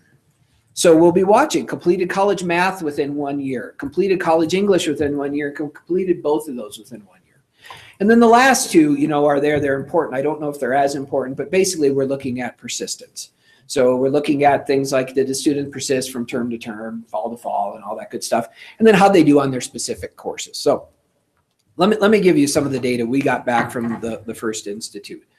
So these are the first time enrolled in college students, so a little different cohort than the iPads one. The yellow bar is LCCC, and then the green bar is all other pathways colleges. So two things jump out, right? We're doing pretty good compared to all those other pathways colleges, right? 1 and 2 to do that. But you could start to see progress. So what did I say? We started our reform work 13, 14. What do you see starting in 13? Going up. We're going in the right direction. This is much more exciting than waiting for 3 more years to figure out what the graduation rates do when we look at that. So this is earn 12 credits the first term, earn 24 credits in the first year. Same trend. We're outpacing the pathways colleges. Trending is going right. This is earn 30 credits in their first year. So again, great trend. Here's the problem. Even though we're outpacing them, just over 14%, not quite 15% of our students earn 30 credits in their first year. So if you need 60 credits to earn a credential, we have only 14% of our students are on path to finish in 2 years. So while we're doing better than other people, we're not doing good enough yet to do that. And then we can go in full-time pass college English in year 1. So this goes out to 15. When we get 16 and 17, you're going to see that number shoot up. In these last 2 years, we outpaced that group. But just 51% completed college level English in year 1. So if you need college level English and you don't complete in year 1, I think that helps or hinders your ability to actually graduate. Well, research tells us it hinders it to do it. Math, we've got some work to do here. We have less than 35% of those students in 2015 will complete college level math in their first year. So think about that. 1 in 3 students will actually complete college level math in 1 year to do that. And if we know that they have to complete college level math to be more likely to succeed, we've got some work to do there. And then when we look at both, just 25% of our students, so 1 out of every 4 will actually have completed college math and English in year 1 and be on track essentially to graduate. So I share those data. As I said, you know, there's some good news in there in that, hey, we're moving in the right direction. Every one of these measures, you could see we're moving in the right direction. Every one. And we can keep monitoring these, and we will for the next 3 years because we're required to as part of pathways, but we can actually start using this, and then we'll see those graduation rates. But the other one is really saying it's not good enough yet. So this is where I'm going to get ready to transfer it back to Trustee Salazar and other folks with that. So we're setting up the what I've kind of called phase 1 of our pathways work. To steal one of Trustee Salazar's quips from the Institute, we're going to go slow to go fast. It's very Yoda-like, and I'm almost getting there and have that. But what I think he's not kind of beaten into my brain is that we need to go slow and set the stage so when the work hits, we can go faster, faster, faster, and faster as we go forward. So what we're trying to do is set the stage. And this basically shows sort of a flow of how we think the next couple of months and really into the spring is going to work. And that star at the very top really begins with you. One of the things that I think we took away was how important it is for the board to make it clear that this transformation, this commitment to student success is essential, and the board is going to support it and stand up and say, we want the campus to go down this road. Because I think you'll probably hear from some of the comments, it's not going to be easy the whole way. We've already experienced some of the struggles as we've worked on it over the years. And so you have a draft board resolution that's in your packet tonight for you to consider and discuss tonight, and then hopefully approve in January. From that, I will take your guidance and issue a charge to campus that sets sort of the principles or the parameters for guiding pathway, for guided pathways. They won't be surprising. They will be very similar to the things we just walked through under each of those pillars. And that will be the expectation, is that that's what we will have here. We've been working on the team with Melanie's leadership and others, a case statement then for the campus and some behavioral principles, which will go to our steering committee. And then we've identified, or at least identified, so what does that mean? What are the things we must have in place for guided pathways to work? And essentially those are each of the circles. And then we roll out in the spring and start engaging campus to get this work ready. So the piece for you tonight is really looking at setting that stage through a resolution of the board saying, hey, we're committed to this. Here's why we're committed to this. And that resolution is there for your consideration. So with that, Madam Chair, I'd like to have Trustee Salazar just kind of kick off and give you his perception and sort of some feedback from Institute One, and then Brian and Melanie and Judy and Clark and Stephen are here to, has everybody met Stephen? Do everybody know Stephen? Stephen, stand up. Dr. Stephen Crines, our new Director of Student Success and Planning. So the advising center and the advising model and all that good stuff. And so it was great having him along as well. So with that, Trustee Salazar, I'll kind of turn the microphone All right. over to you. Okay. So I'll just talk from here, and hopefully I'll talk loud enough. I want to say, first of all, that it was a very enjoyable trip to go with all of these, my cohort, now I call them. And we had some very interesting time, and I learned a lot about them. We broke bread. I gave Yoda type statements at various times. But I'd like to correct that one a little bit. I said, go slow to go fast, but I really meant go slow, fast to go fast. Okay, so if you can kind of think about it that way, go slow, fast to go fast. It means we're really kind of planning ahead, and we're knowing what we're going to do before we do it, rather than have to retrench and redo work. So that's kind of part of the thinking there. Some of the key points and takeaways that I got, I'm sure everybody else got different ones, and that's kind of the advantage of having multiple parties go from different perspectives. I was looking from the board perspective, okay, and that's what I was watching mostly from where we went. So I have more questions that I have, like, for our board members to think about, especially for a retreat. And here's my primary one. Are we satisfied with our performance relative to student performance? I think that's the underlying theme of what the Pathways is about. In other words, we can think we're doing real well in certain areas, but it's student performance that really is the area that we should be focusing on. Of course, other things have to happen to make that happen. The other thing is, are we, one of the things they talked about was, we always talk about a college-ready student, but are we a student-ready college? Okay, so those are kind of things, and changing perspective and changing focus. Those are kind of a couple of key takeaways that I have. The other one, and I'll kind of maybe chime in when all of you talk, but I was thinking about, this is a huge institutional change. It's a huge change management, and that's one of the things I asked Dr. Schaefer when we met earlier, or after the meeting. We had a little meeting, and I said, do you have the bandwidth to do this? And later on, you guys will get some homework, a handout that I got when I went to one of the board member breakout sessions. And the very last thing on here is, has the governing board devoted sufficient time to understand the work of guided pathways reform and the related demands upon the CEO in leading large-scale institutional change? So you'll get this, but it's something for us to kind of look at as board members and kind of understand what our roles in this whole process are. So I'll kind of stop there and maybe come back. And I don't know who wants to go first. You want to go from left to right, or whoever wants to go first? Okay. Yeah, it was a great trip. I've been here at the college for. Mr. Chairman. Name. Would you please ask him to come to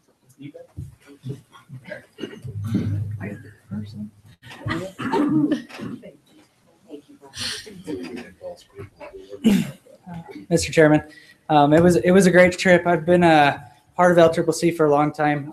For those of you guys who don't know my history, I have an alumni here. Went to the University of Wyoming. This was my first career back. I was a faculty member in the ag department, and now I'm the dean of math and sciences. The last few years have been a lot of change, and we're there. We started projects, and I think the thing that I'm most excited about is finishing some of those things to try to get a system that's better for our students. A lot of the takeaways were, we have to change the system. The a la carte model doesn't work.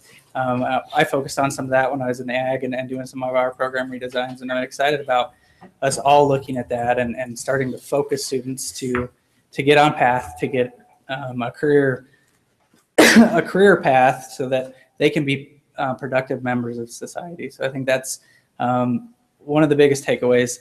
The second takeaway, so a lot of my faculty, when we start talking about pathways and they don't understand stuff, they start talking about, oh, you're taking away choice from students, and choice matters. we're not taking away choice. We're going to help inform choice for them to make better choices for their future. And I think that's something that really stuck out for me. So that's where I would be.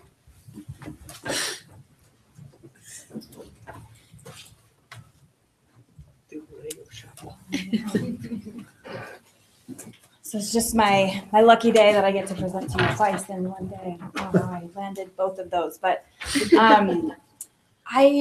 I really enjoyed the trip. It was a lot to take in and process, and I had the opportunity to do it over sort of an intense 4-day period of time.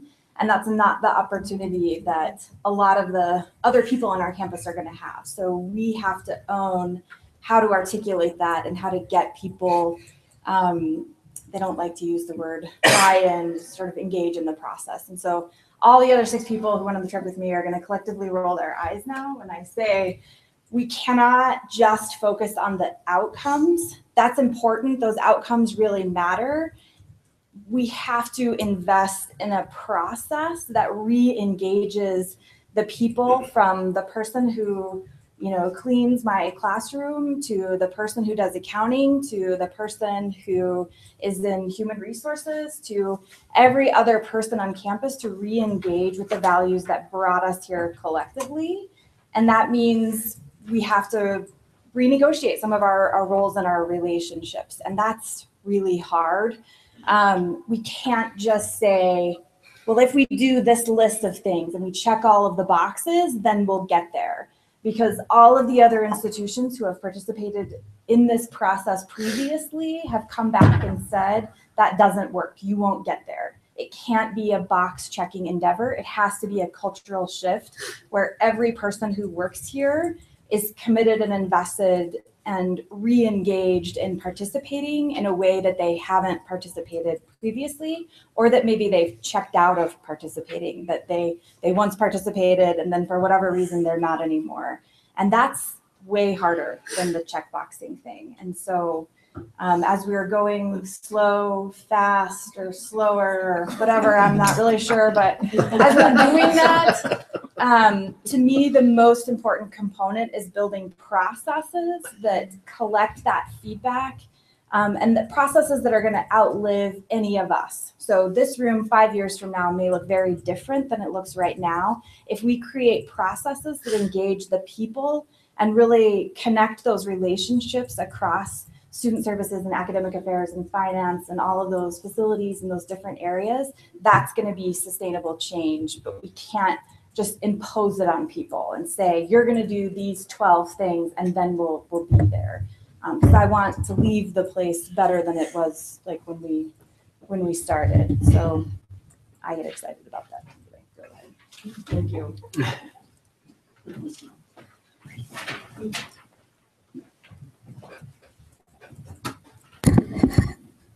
Well, I had a wonderful time on the trip. I learned so much about the folks here and what we're doing at the college and how many things we are doing well.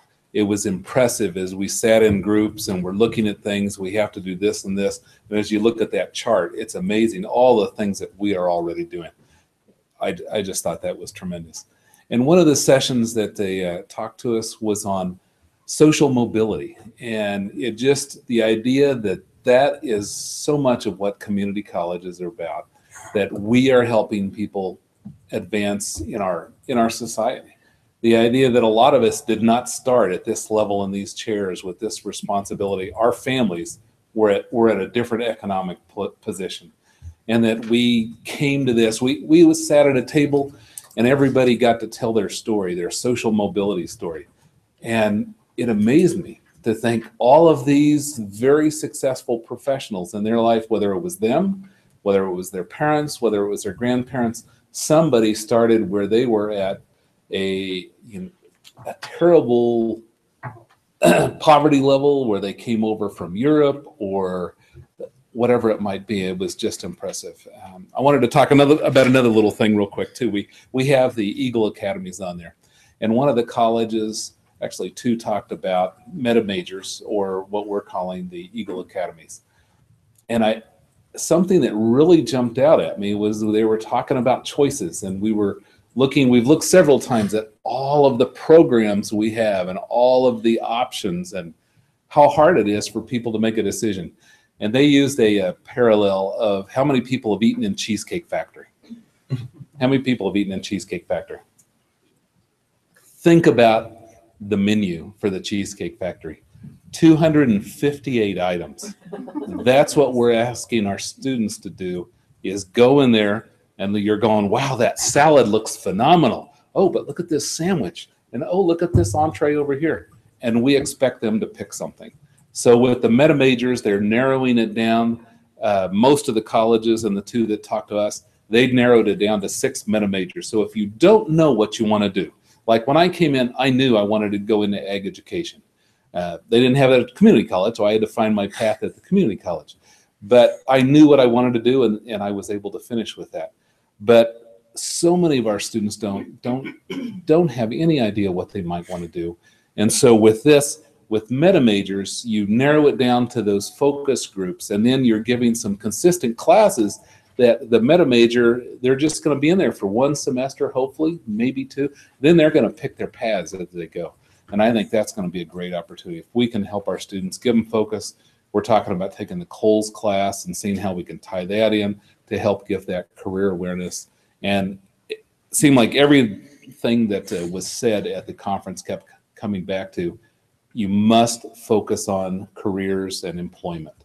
You must focus on that. And so they were constantly talking about that as we look at that at the end. So just don't think about courses, think about employment and opportunities.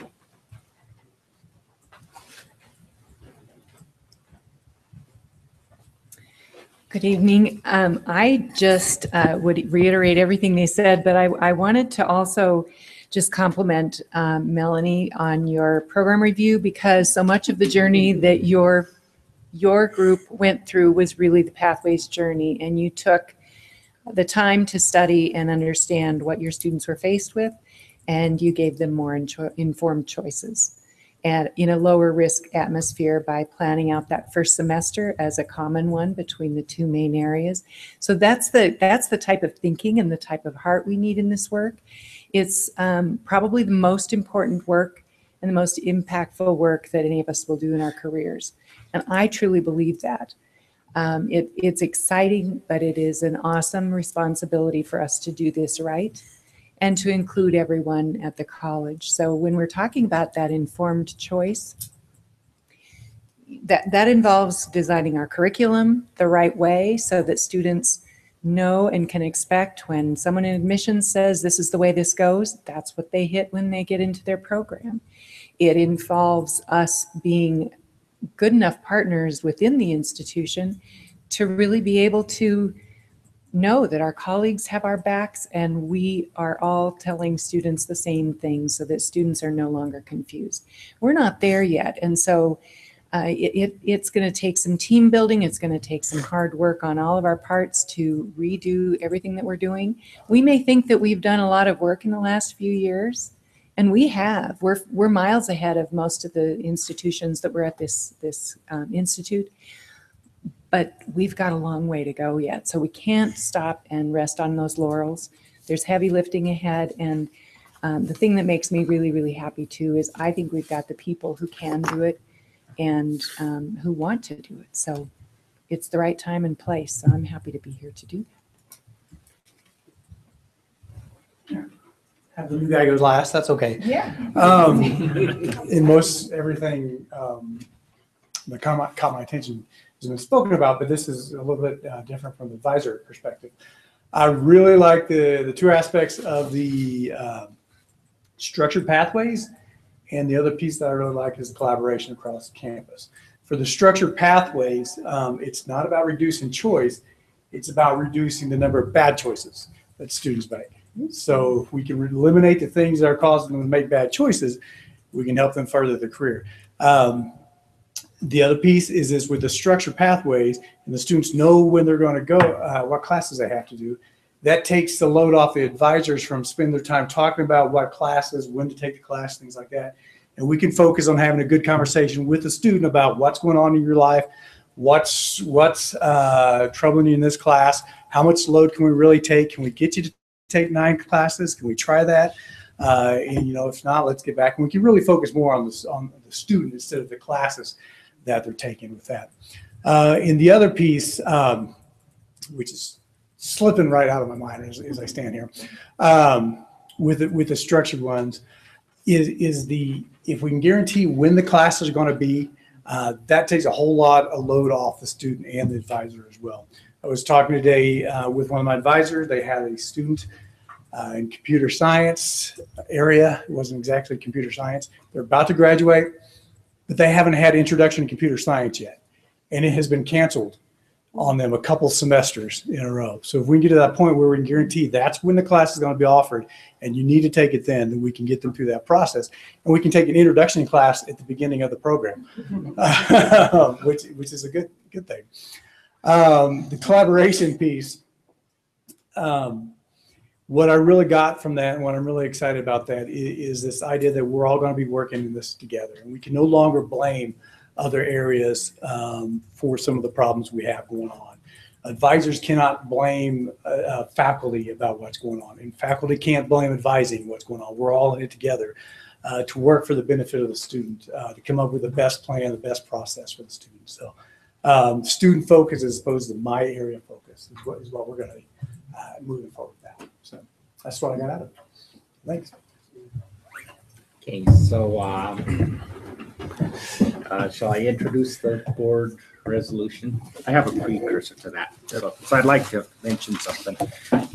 When the application was submitted for the pathways, which LCCC got selected for, I'm sure y'all read this, okay? But I haven't. I'm going to read it to you. Okay, there was a question on there, and it talked about the capacity and commitment. And one of the questions on there was the college governing board regularly sees reviews. Oh, that's the second one. Hold on. There's a commitment from the faculty governance group or organization, and that could be the Senate Council to support the pathways work. That was marked a 3. Okay, and that's like middle of the road, neutral. Okay, and I'm probably not going to find that one. But it's the very last one. Okay, it said the Board of Trustees has taken, this was the response, indication of governing board support. The Board of Trustees has taken no specific action pertaining to the Pathways 2.0 application. However, both in our strategic plan and the personal goals for the president, the board has set the stage for expectations that we will do this type of work to improve student outcomes. That was what was written in the application, and it got accepted, right? But it's basically saying the board has not made a commitment. One of the first things that I did when I was walking around talking to other trustees that were there is, what has your board done? And one of them said, well, our board has put a statement out. It's on our website. And I said, can I get a copy of that? It's very short, not as long as the one we have, and probably too short. And if anybody wants to read it, you can, but I think that's kind of sets the stage for now the idea that we need some kind of board commitment, because then that helps with that start item up there. So, President Shaver. Happy to do that. Thank you, Trustee Salazar. And actually, you did at a subsequent meeting endorse the application to Pathways. So making progress here. But to set the stage, essentially, what we've proposed is a draft resolution that would formalize your commitment as a board to the guided pathways concept and the guided pathways work. And it's a four paragraphs, and Trustee Salazar helped me whittle those back as we went through.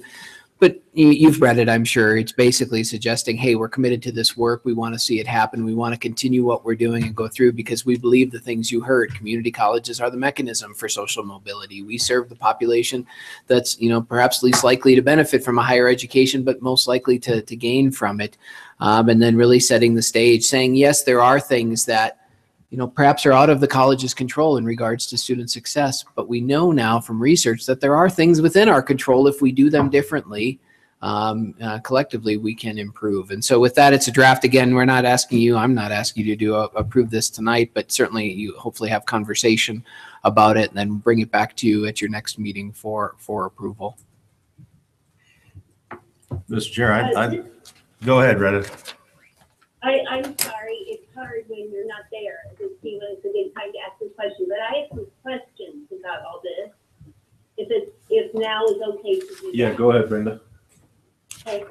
First of all, Mr. Chairman, I'm very supportive, but I have some questions. The first has to do with software. So, Dr. Schaefer, is there particular software that's going to be required for pathways? And the kind of part B of that question is there any way that the software for the pathways project would fit in with the predictive enrollment software that we've heard about in PASPER? That's my first question. Mr. Chairman, Trustee Little, so the simple answer is yes, with a caveat. There is technology available that will likely be required to help us do this work more successfully.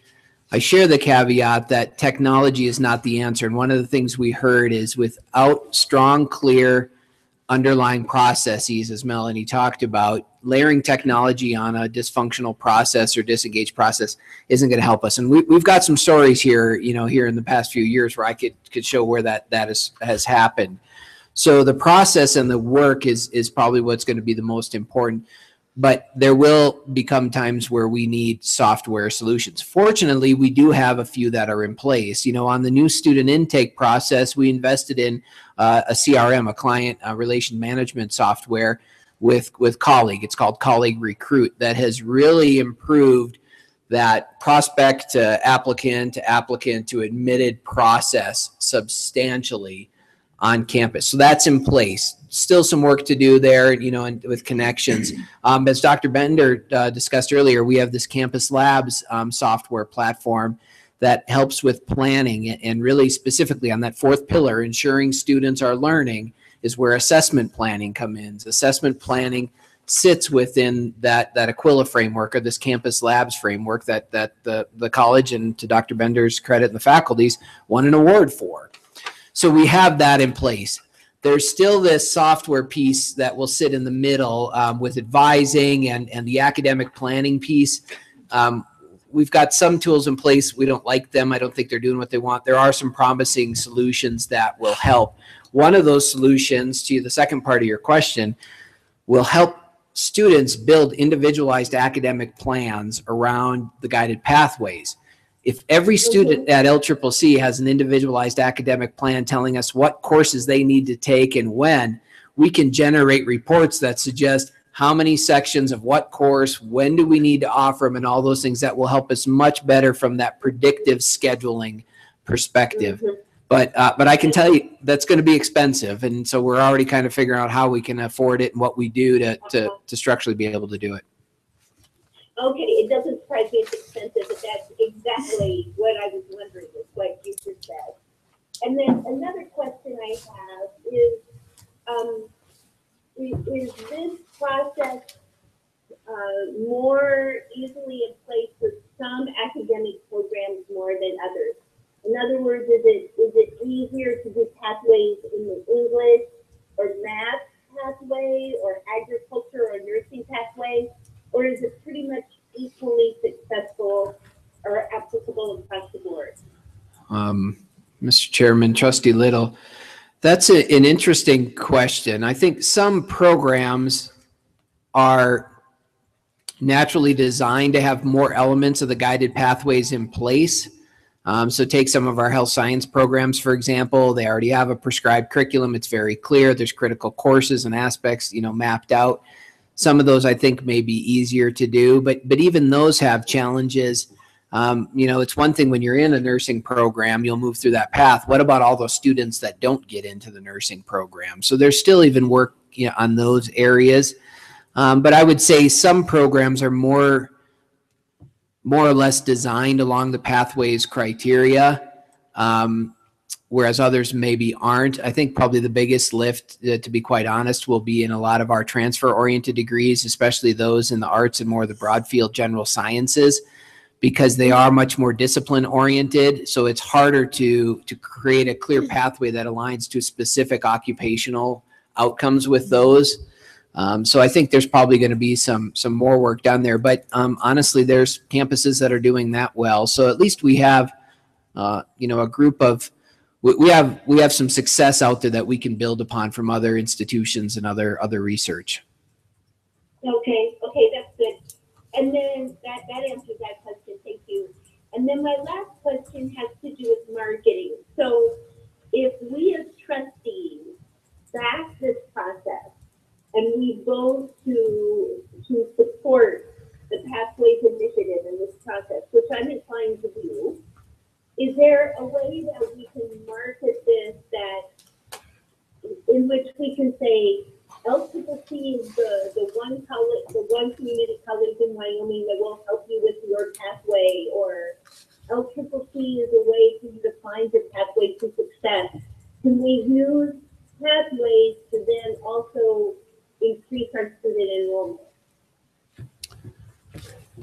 Mr. Chairman, Trustee Little, the simple answer is I think yes, if done right in sort of how we've structured the concept of pathways, it will make what I've talked about in the past and others have. It'll make the student experience at LCCC very unique, I think, for community colleges in the region, certainly, and that will be a platform for which we will sort of promote and engage, new students with that. That's a broad statement. There's a lot of nuances to what we market, how we market, what purpose. But, conceptually, if you think about it, if our programs are aligned to successful, so the idea behind all this whole completion agenda is to get students to actually reach completion and have success post-graduation, whether that's transfer or not. If we can, just like you heard program review from Starla tonight, if students see that you have a successful track record of helping them be successful, they're going to come to you at higher rates. They want to see that and do that. So I think long-term it will help us. Short-term, I don't know exactly how that would look or how we would leverage it. Okay, so short-term, maybe not long-term. Definitely, yes. I think it's something we could explore, especially in our work with Endow. For some reason, I see all of those things kind of fitting together. But anyway, Mr. Chairman, that's all the questions I have right now. Thank you. Thanks, Brenda. Trustee Erickson. I think, Mr. Chairman, I have a few questions. After looking at our assigned homework, I have questions about what is meant by exploratory majors. That's that's my first question, I guess. Tell me more about exploratory majors. So, Mr. Chairman, Trustee Soto, so the exploratory major concept is essentially this meta major concept you heard Dr. Harris talking about. So one of the challenges that we've had is traditionally been designed with discrete programs. And so a lot of times if you want to move through a discrete program, you have to start from day one being ready to move in that direction to do that. The other option is I'm undecided and people just kind of go around, they take things. The concept of a meta major is essentially you take broad field areas. So business, healthcare, human and behavioral sciences, things like that. And you try to create a curriculum path for at least a semester, as Dr. Harris said, or perhaps a year, in which students can choose to get into a path, but not commit necessarily to a very discrete program. And it lets them explore the career options, transfer options within that broader area. If done right with general education and all those things, you can still let them explore to the point where they say, hey, I'm not going into the behavioral sciences, human sciences, don't do it. But those courses apply to gen ed, I'm going to go this route, and you'd still have the opportunity to do it. But the idea is, again, it's this idea, the sooner we can get a student to choose a program path, the more likely they are to succeed. So we want to give them this informed choice. So we're not saying you have to choose a specific program. We're not telling them what to do, but we're saying based on that early career exploration, Brad seems like you have some interest in business. So we're going to put you in a business academy that's an exploratory major. And by the end of the first semester, we want you on a track. Is it going to be accounting? Is it going to be management, human resources, supply chain management, logistics, to do that? So that's the concept. So it takes our 80-some programs into maybe 6 exploratory majors. Through career exploration early intake, we get students on that path. So it's not locking them into a specific track, but giving them flexibility to explore until they can choose a track. Okay, Mr. Chairman, I have a number of questions. So I have follow-up to that. Would there be some method for determining how a student, what exploratory major a student would go into? Mr. Chairman, Trustee Soto, so that's really part of the intake process, early process. It'll be driven by early career exploration, conversations with admissions and with advisors, and even possibly with faculty during those intake processes to help them make that decision to choose what academy essentially I would go into. Okay, thanks, Joe. So I have, Mr. Chairman, another question. On the 5th page of this handout that we had, there's a lot of talk about full-time students, and I'm wondering how this would impact part-time students. I mean, LCCC does have a number of part-time students. So how would this impact part-time students? Mr. Chairman, Trustee Soto, so a couple of interesting things. Yes, we do have part-time students. We'll continue to have part-time students. What's important, and this is Dr. Kreins mentioned this to us there, it's an interesting concept. We think of students part-time, full-time a lot. And one of the things he said that I think resonated with you, Stephen, with us too, is we need to shift the thinking to be on path or off path. So if every student has an individualized academic plan, for a part-time student, that may look like 4 years. But we create a path for them to complete in 4 years. And then the question in the whole conversation with faculty and advisors and everybody is that student on path or off path. So that's the first piece that I would share. The other piece is interesting. There's some success in Hawaii, lots of success in Hawaii for a variety of things, that suggests that students, we sometimes think students are part-time by their own volition. Interesting, they started what was called, as part of Complete College America, a 15 to finish campaign. And basically what they did, they sat down with students and they said, heck, look, you realize you have to take 15 credits a semester or you're not going to finish. I mean, and by the way, if you don't, here's the extra time you'll be out, here's the extra cost, all those things. Lo and behold, when they just said, students, we need you to go and take 15 to finish, part-time rates shot through the roof, participation in credits went up through the roof. And so sometimes when we start the conversation, say, Derek, so how many classes do you think you want to take this semester? Well, I want to play some video games. I'm going to work a little bit. 3 sounds good. And then we say, okay, we sign you up for 3. Whereas a question, if we shift that and say, Derek, I see you want to become, a CPA. So to get you through our accounting program and to get you to transfer, you're going to need to take 16 credits in your first semester, 14. Can we register for you those classes? Are you ready to go? More often than not, students will say, okay, to do that. And so it's shifting that mentality and helping students understand that you cannot finish and you will not be as successful if you just tinker and take part-time. So yes, it'll have impacts. Yes, we'll still have part-time students, but we need to change our dialogue and change our structure to get them on path and to stay on path. Okay, thank you, Mr. Chairman. So now I have questions about when you're talking about completing in 4 semesters, hopefully, right?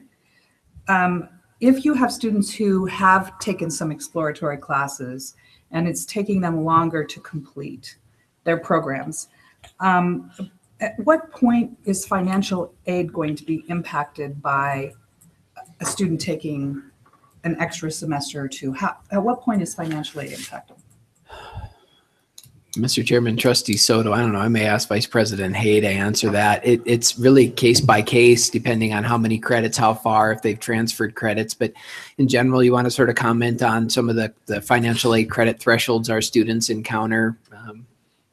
One of the kind of rules that financial aid has is whatever degree program you're in, however many credits that has, you get about 150% of the time to finish that. And so some of our students typically run into what they call that max time frame because they start out in our health science general ed or the AS program and then they switch into nursing. And so they have been in 2 different programs with different time lengths.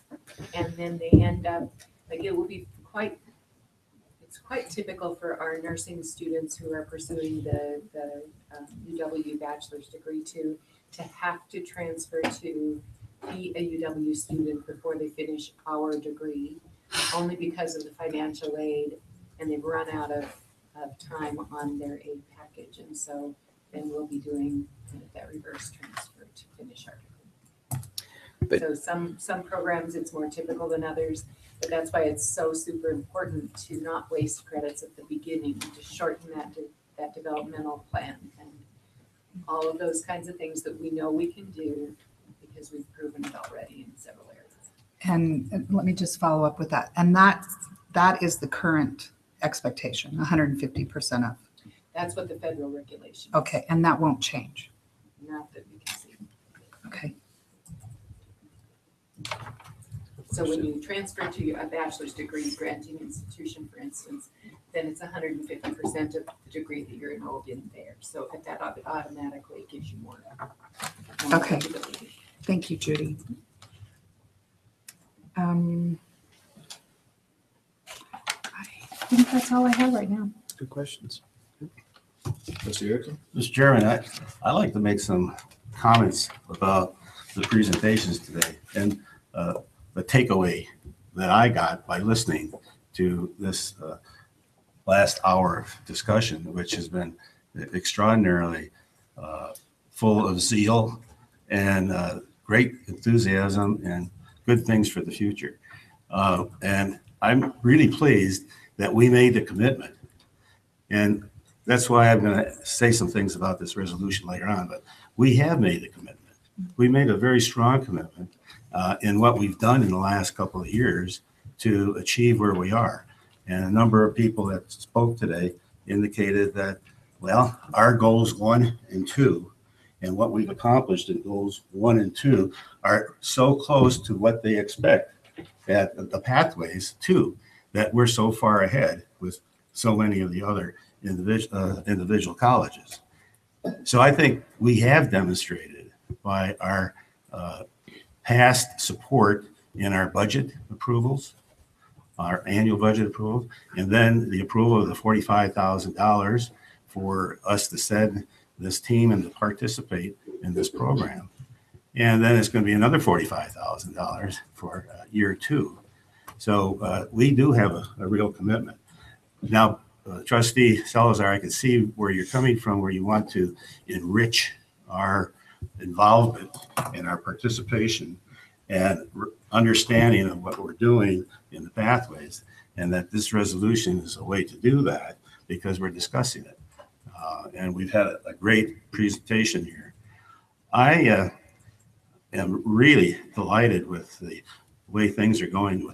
And what we're doing is kind of wrapping up all the things that we've done and wrapped it in a good package so that we're really going to go the next step.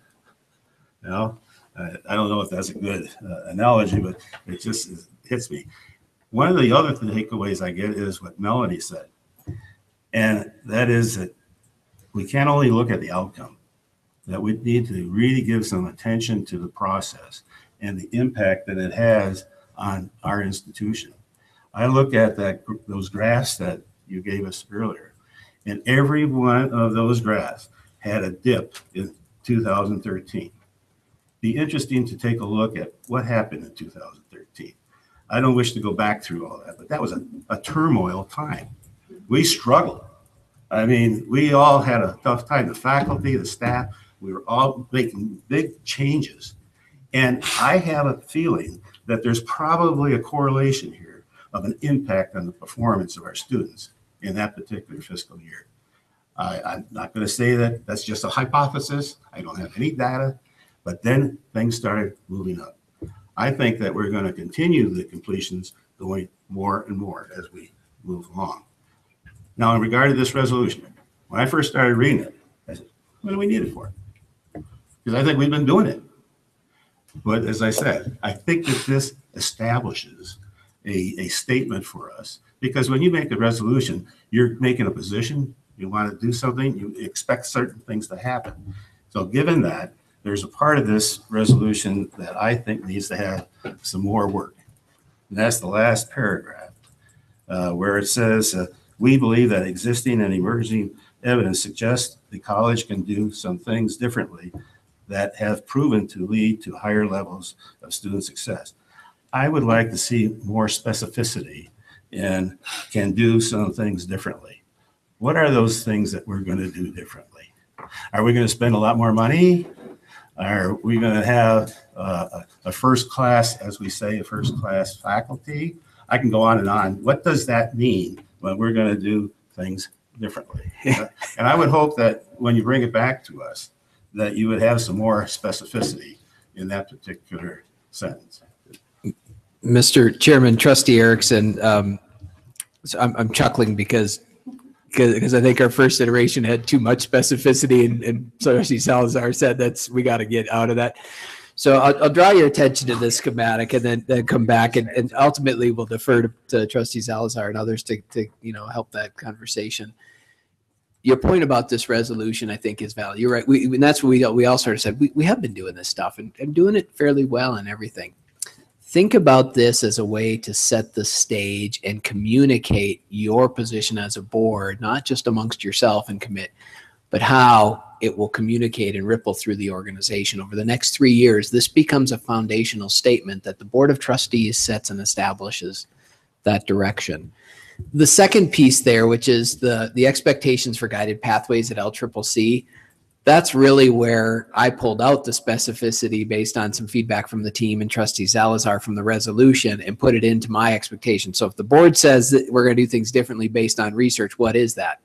So in my message to the campus, that's where it is. It's those pillars of the pathways, and we're going to have every student on an individualized plan. Career exploration will happen up front. All those things that are the different, but it's in that statement there. And I certainly will defer to the direction and the will of the board, but I think that's what Trustee Salazar, to give him a chance to sort of comment, that's what he was saying, is let's move that out of the resolution and allow that to take place. So almost think of it as our policy and procedure framework: general board policy, broad policy, administrative. Again, I'll defer to the will of the board. Can I be more specific? Again, I'm not saying I need to, in this, I'm not suggesting that we need to include all the research as far as existing and emergency evidence. I'm talking specifically about the phrase, can do some things differently. That to me is just too broad. It just doesn't track with me. And that's why I'm asking for greater specificity in that particular phrase. So what if you continued reading that last sentence?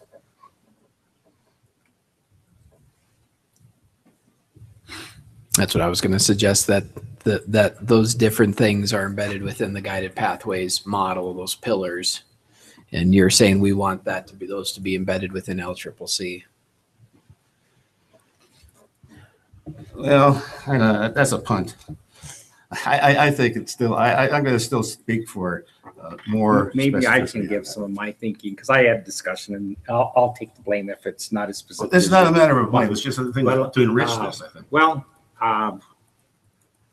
what I was thinking when I read the very first one, which I wish everybody had the benefit to see, it was much longer than this.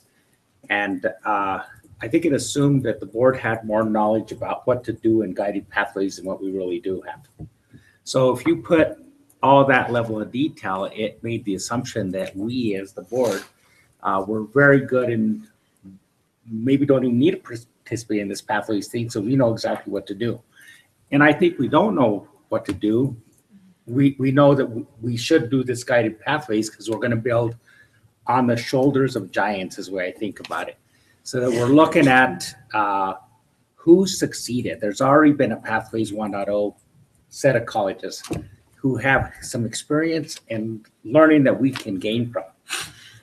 And through this next 3 years, you'll have the Pathways 2.0 colleges, which through collaboration and interaction, and also interaction at the college, engagement at this college, will gain greater knowledge of what to do, or what the executive should do, not necessarily what us telling him to do that and only do that. there's a discovery process I think that still is part of this whole game. It's just not, here it is, we're done. So that's my thinking. Well, I agree with everything you said. I mean, that is all relevant to what we're doing.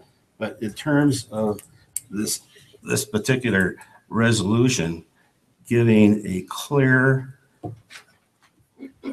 forecast of what we want to accomplish as through this Pathways program, I just don't think it does it. So you said that you're going to we're going to give us some more thought. We're going to have a month to look at it, and it'll come back to us. So I've shared my input. Mr. Chairman, I'm actually going to agree with Trustee Erickson, even if It happens once in a while. Make it sound like a bad thing. I didn't need it to sound that way, Don. I even if it were just to add these 4 pillars or something, and maybe it's something that we can discuss at our retreat. But I do think that language is a little vague for my comfort as well. Mr. Chairman, our retreat's actually after the is it? meeting, so I'm not sure how. Okay. This is on the agenda to talk about. Isn't it? Well, Mr. Chairman, we did want to have a little bit deeper dive into pathways. By then, we will have some of the other things flushed out, in the first phase, the must-haves. We know how the stuff that Melanie's been working on, the case statement, and a few other things. So we'll have a conversation. I know with the other homework that you will get, I think we'll have Vicki email it out to you, which is this board assessment, around guided pathways. We'll want to discuss that as well. The resolution could be approved there, discussed there, could be discussed again at your next meeting, could go on. You could share feedback with Trustee Salazar and what you'd like to see in here, and then he and I could get together and we could modify the draft. I mean, I'm really, the fact that may be the best way to do it is actually get him your thoughts on how to add some of that specificity, and then we'll update it and get you out an updated draft for consideration at the next meeting. And if we're still not there yet, then we do have the retreat to do it there. I just wanted to make another portion of this. I just want to see like a component of self-reliance or something that's based or put upon the student to actually gain something, because when they hit the workplace, they're not going to have, well, here's your track, here's how you're going to go. I mean, I think this is a great program, but I think there needs to be some sort of a component within there, which I'm imagining there is, but the student has to take some sort of credit or something to gain this knowledge and graduate. Yeah, Mr. Chairman, Trustee Ketchum, that's actually a good point. And I don't know if it is spelled out, but one of the underlying concepts behind guided pathways is that over their time at the college, students become more successful and more self-directed. It's that cold turkey, you leave high school, right? Where you go by the bell and everybody tells you what to do, when to do, and then you step onto college and we say the world's your oyster, have at it, go figure it out. You have to figure it out. But the idea is that they slowly become more and more self-directed, self-reliant in their decisions. Our advising protocol is sort of set up that way to help them early on and get them through that. And so finding a way to call that out a little bit more will be important. And we can do that, I think. Yeah. So we'll bring this to the next board meeting. Everybody okay with that? Mm-hmm. Any thoughts we have, we direct them to you. Okay. And what I'll do is I'll direct mine to you with carbon copies to the rest of it. That's fine. Excellent. Any other questions, comments? All right. Awesome job. Thank you. Okay. Next on the agenda, thanks for hanging out with us. Victoria Steele, we have a policy for first reading. And Sabrina. Thank you, guys.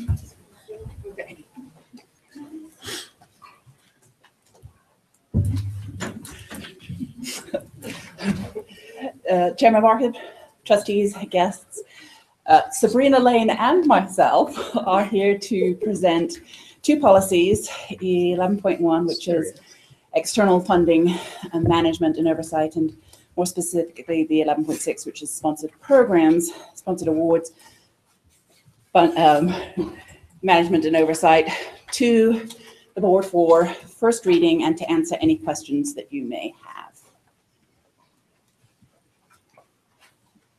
No questions? Is this a brand new, excuse me, Mr. Chair, this is a brand new policy? It's not a refining or a revising, am I correct? Mr. Chairman, Trustee Erickson, and perhaps Dr. Steele, Sabrina, it might be helpful to give just the background because it's a new policy, but this is becoming a collection of lots of some stuff that was there, some that wasn't, and all that. So a 2-minute background of sort of how we got to this policy structure and really what it's doing for the procedural approach would be Chairman helpful. Barker, Trustee Erickson. Yes, these are, it's mostly new policies and procedures. These two policies and their accompanying procedures for sponsored awards were developed largely to assist the campus in managing and overseeing sponsored awards, but also to meet the needs of funders, particularly the federal government. They revised their grants management guidance into one giant circular, the Uniform Grant Guidance, which requires us to have certain policies and procedures at a board level, and so it provides them additional oversight and internal controls regarding funds that they award to us. Okay. Thank you.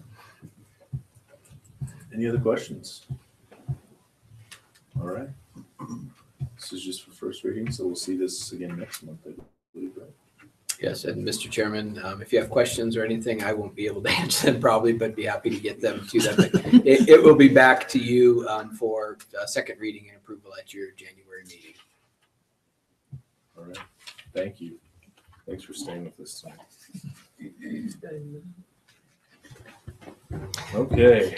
And then, Mr. Chairman, just looking at the time on the wall, that you have 3 policies that are back to you for second reading and for your approval: the revision of the campus alcohol policy, the new IT security policy, and the revised travel policy. We discussed those at your last meeting. I don't think there was any significant feedback. Happy to answer questions, but otherwise, you have a recommendation to approve as presented. Would you like these, Mr. Chair, Dr. Schaefer, would you like these individually approved, or can we do it in a group?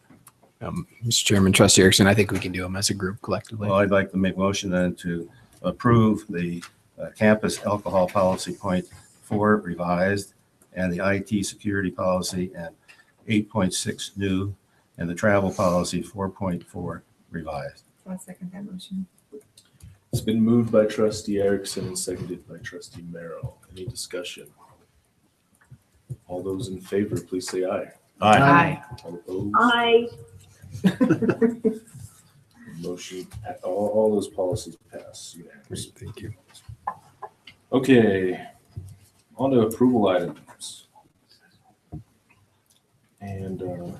And Mr. Chairman, actually, again, in the essence of time, so this approval item essentially is to reappoint Ed Harper to the LCCC Building Authority.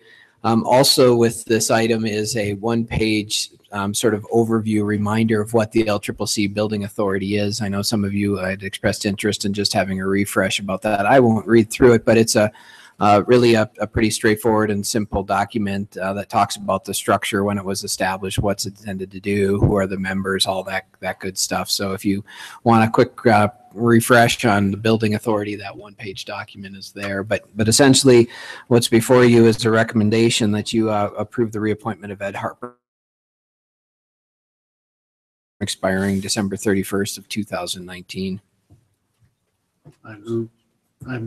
Mr. Chairman, I move to reappoint Mr. Ed Harper to the term until 2019 on the Building Authority.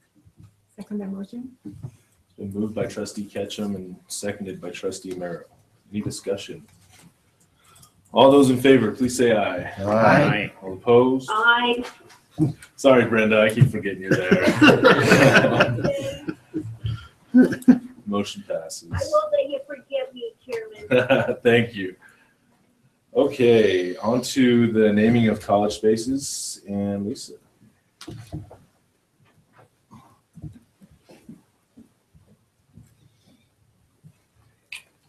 Chairman Barker, Board of Trustees, Dr. Schaefer, it's my pleasure to present to you an opportunity to name one of our college spaces this evening.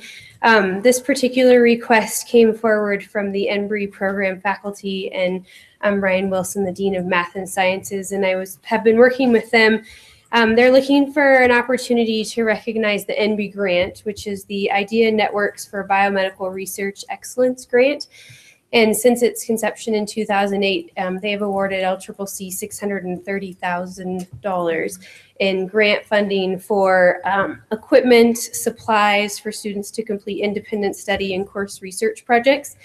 And both Amy Wangline and Brian Wilson both indicated that really these funds have allowed our students to do amazing things, and simply they wouldn't be able to do what they're doing without the funds that the Embry grant has provided.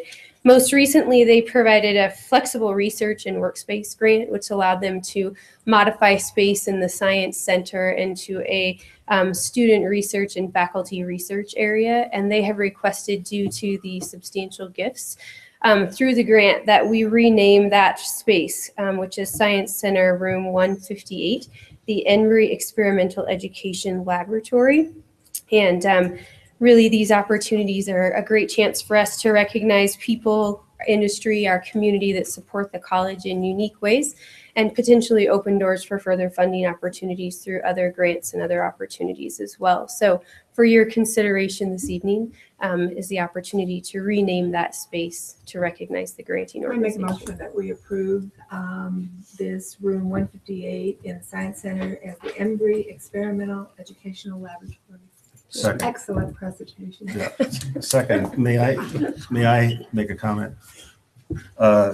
As I seconded, and also I'm firmly behind this and will vote for this naming this particular space for the Embry. But I'm wondering, are we going outside of our procedures? Don't we usually have a pre-discussion about the naming? So I just bring this up as maybe an alert. Yeah, Mr. Chairman, Trustee Erickson, actually, I was going to make a comment. We discussed that a little bit. Typically, when we're talking about naming after an individual, there are other aspects such as confidentiality about the gifts and the parameters that require an executive session, especially when, well, specifically when a donor has wanted their gifts to be kept confidential. It's one of the provisions in the open meeting laws that allow us to have that conversation with you. In this case, they're grant funds. They've been awarded over time. It's not really after an individual, but rather a program we've accessed here in Wyoming. It's a laboratory that was actually renovated. You may remember Dr. Wangline's presentation at your dinners this last summer. It was just pretty simple and straightforward. And so it seemed like it was something that we could just move to the approval stage without having to go through, the other steps and processes. All right, it's been moved by Trustee Merrill and seconded by Trustee Erickson. Any more discussion? All those in favor, please say aye. Aye. Thank you very much. All opposed? Motion passes. Okay, board reports. I don't have anything for you right now, but I will give a quick F&F report. We did meet this morning, and Chairman Barker was able to join us, which was very, very good. We discussed much of what we reviewed today. We also looked at the progress on the Ludden Library, and we're waiting on an MOU with the state to scaling down to the $6.2 million level. We also reviewed some activities with the redesigning of the administration building, and the architect has been selected for a level 1. I'm correct that the architect has been selected, I believe, but we're not still looking for one. Yes. Yeah. Right. Then we're going to have, if you look on your procurement and contracting report, there is under potential solicitation, a contract services for risk management. There will be a RFP that will go out for work for our college. And if that was above $60,000, then it has to come to us for approval.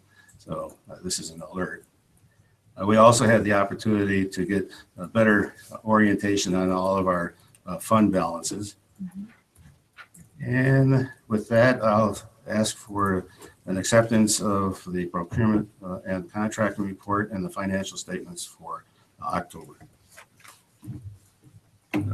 I recommend the approval of the procurement and contracting report for November. Second, I will second that motion. I sort of thought you would. I'll second. It's been moved and seconded. Any more discussion? All those in favor, please say aye. Aye. Any opposed? Motion passes.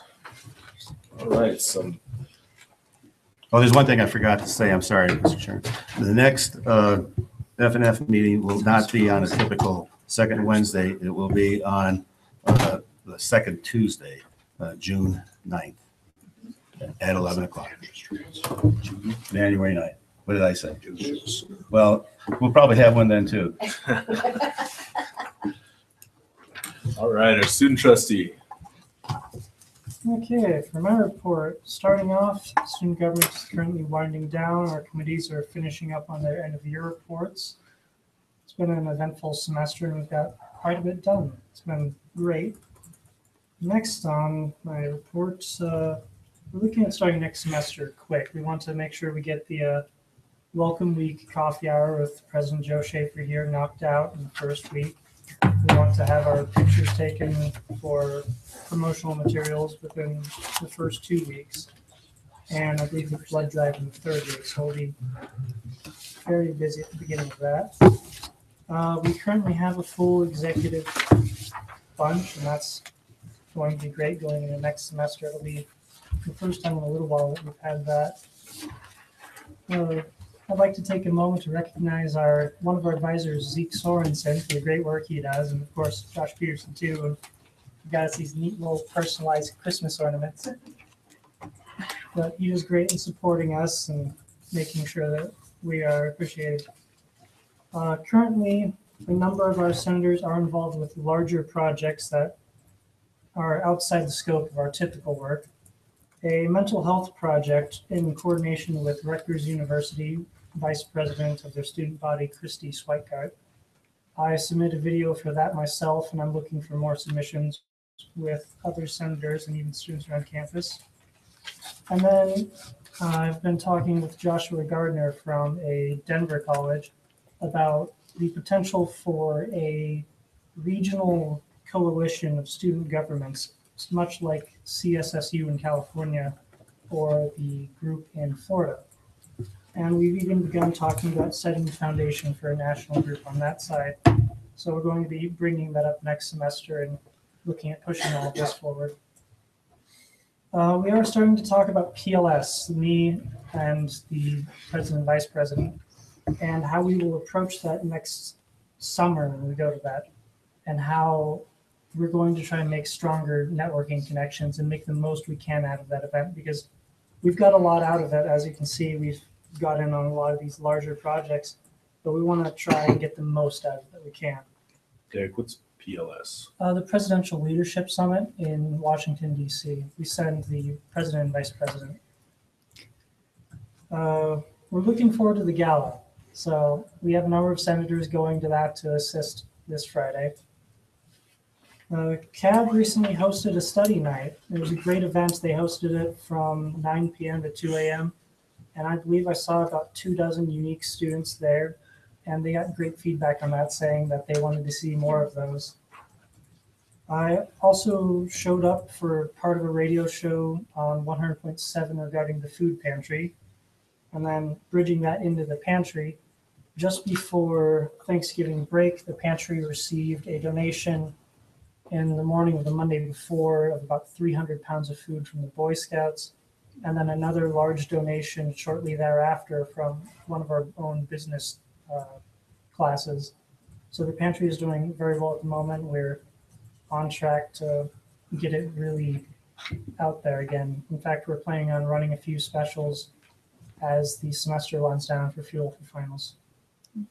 And I believe that concludes my report. At this point, I might start having to get a slideshow up there. PowerPoint. Thanks, Dave. My pleasure. Okay, so on to new business here. We have some spring meeting dates that we just want to confirm with everybody. Any questions there? Mr. Chairman, just for your consideration in the memo, there are a couple of dates that, have questions, such as your February meeting, trying to avoid that third Wednesday, which is when the, I believe the Trustees Association reception is going on the evening of the 21st. So February is one where, you didn't want you to choose between the 14th or the 28th. April is one where actually I may have a challenge there, and looking at the May 9th meeting, wondering if an April 11th date would work better, but I've given two options there.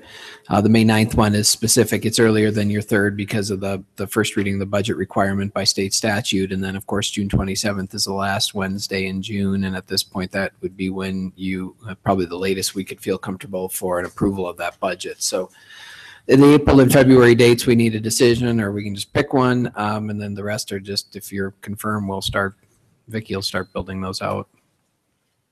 We had talked about possibly moving the January one to the Wednesday right before a retreat. To the Tuesday, I believe.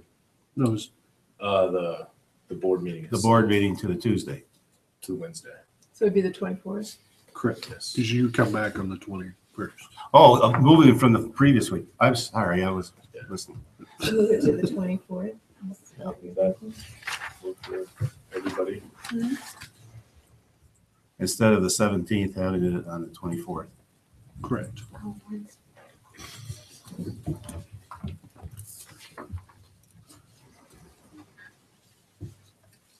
Good. Joe, you good with it? Yeah, I don't see anything here. February? What's your pleasure?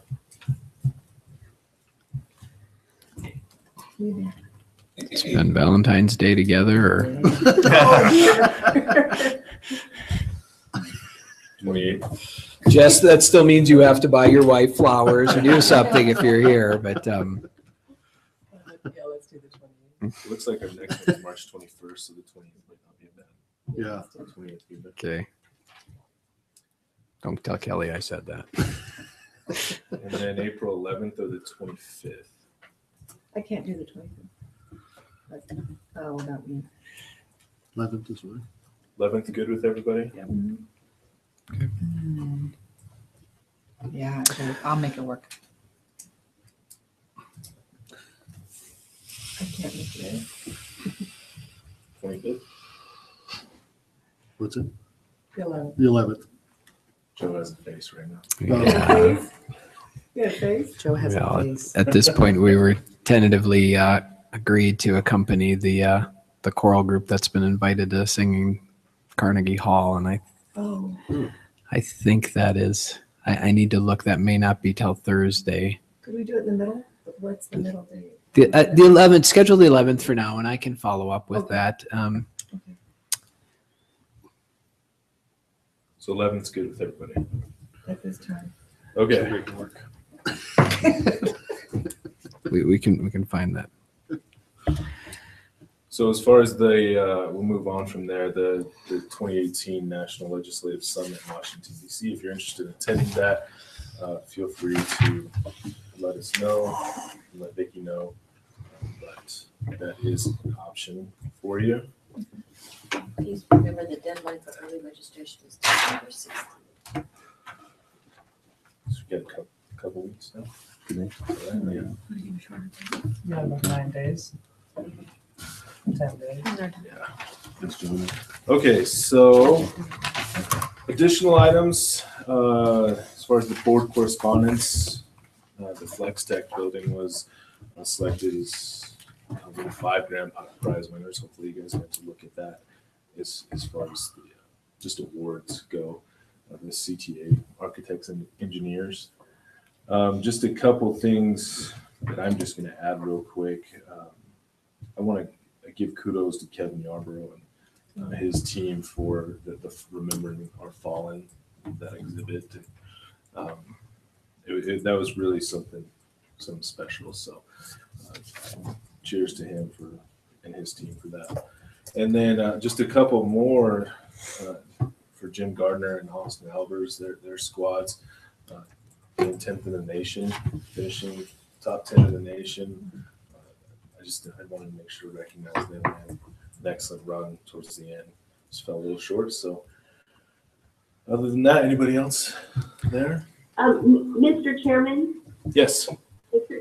One of the things I wanted to add too is I wanted to acknowledge Melissa Delant and her help in moving the Chamber of Commerce meeting at the last minute to the Pathway Center or the Pathways building. And I just heard from Morgan Martin, who is the marketing person from the Chamber, that there was an error made and they needed to find a place to have a meeting very quickly. She called Melissa Gallant and everything was taken care of. So I wanted to acknowledge Melissa too. Thanks, Mindy. And Mr. Chair, at the request of our attorney, I'd like to make a motion that we move into an executive session for discussion on litigation. I'll second the motion. First. Oh. Pardon? Can we have public comment first? Oh, I'm sorry. I thought you were done. Any public comments? Sorry, just make sure. Earlier this semester, I did bring up a question about vending, or the possibility of vending in the Pathfinder building. And I did have someone follow up with a request to see if that had moved at all, and I wasn't quite sure if that was something I'd ask here, but first time. Vending machines or Just vending machines in general in that building. I'll follow up and see if I can get Derek a response. I don't know. Okay. And then the holiday gala on Friday. So please attend. Okay. Okay. Can I make my motion now? Yes. Okay. Thank you. I'd like to move that we move into executive session for discussion on litigation, or an update on litigation. I'll second the motion. It's been moved by Trustee Erickson and seconded by Trustee Soto. All those in favor of moving into executive session, please say aye. Aye. Aye. Any opposed? Motion passes. Thank you. Thank you all for joining us tonight. Stay close. So we got a Litigation.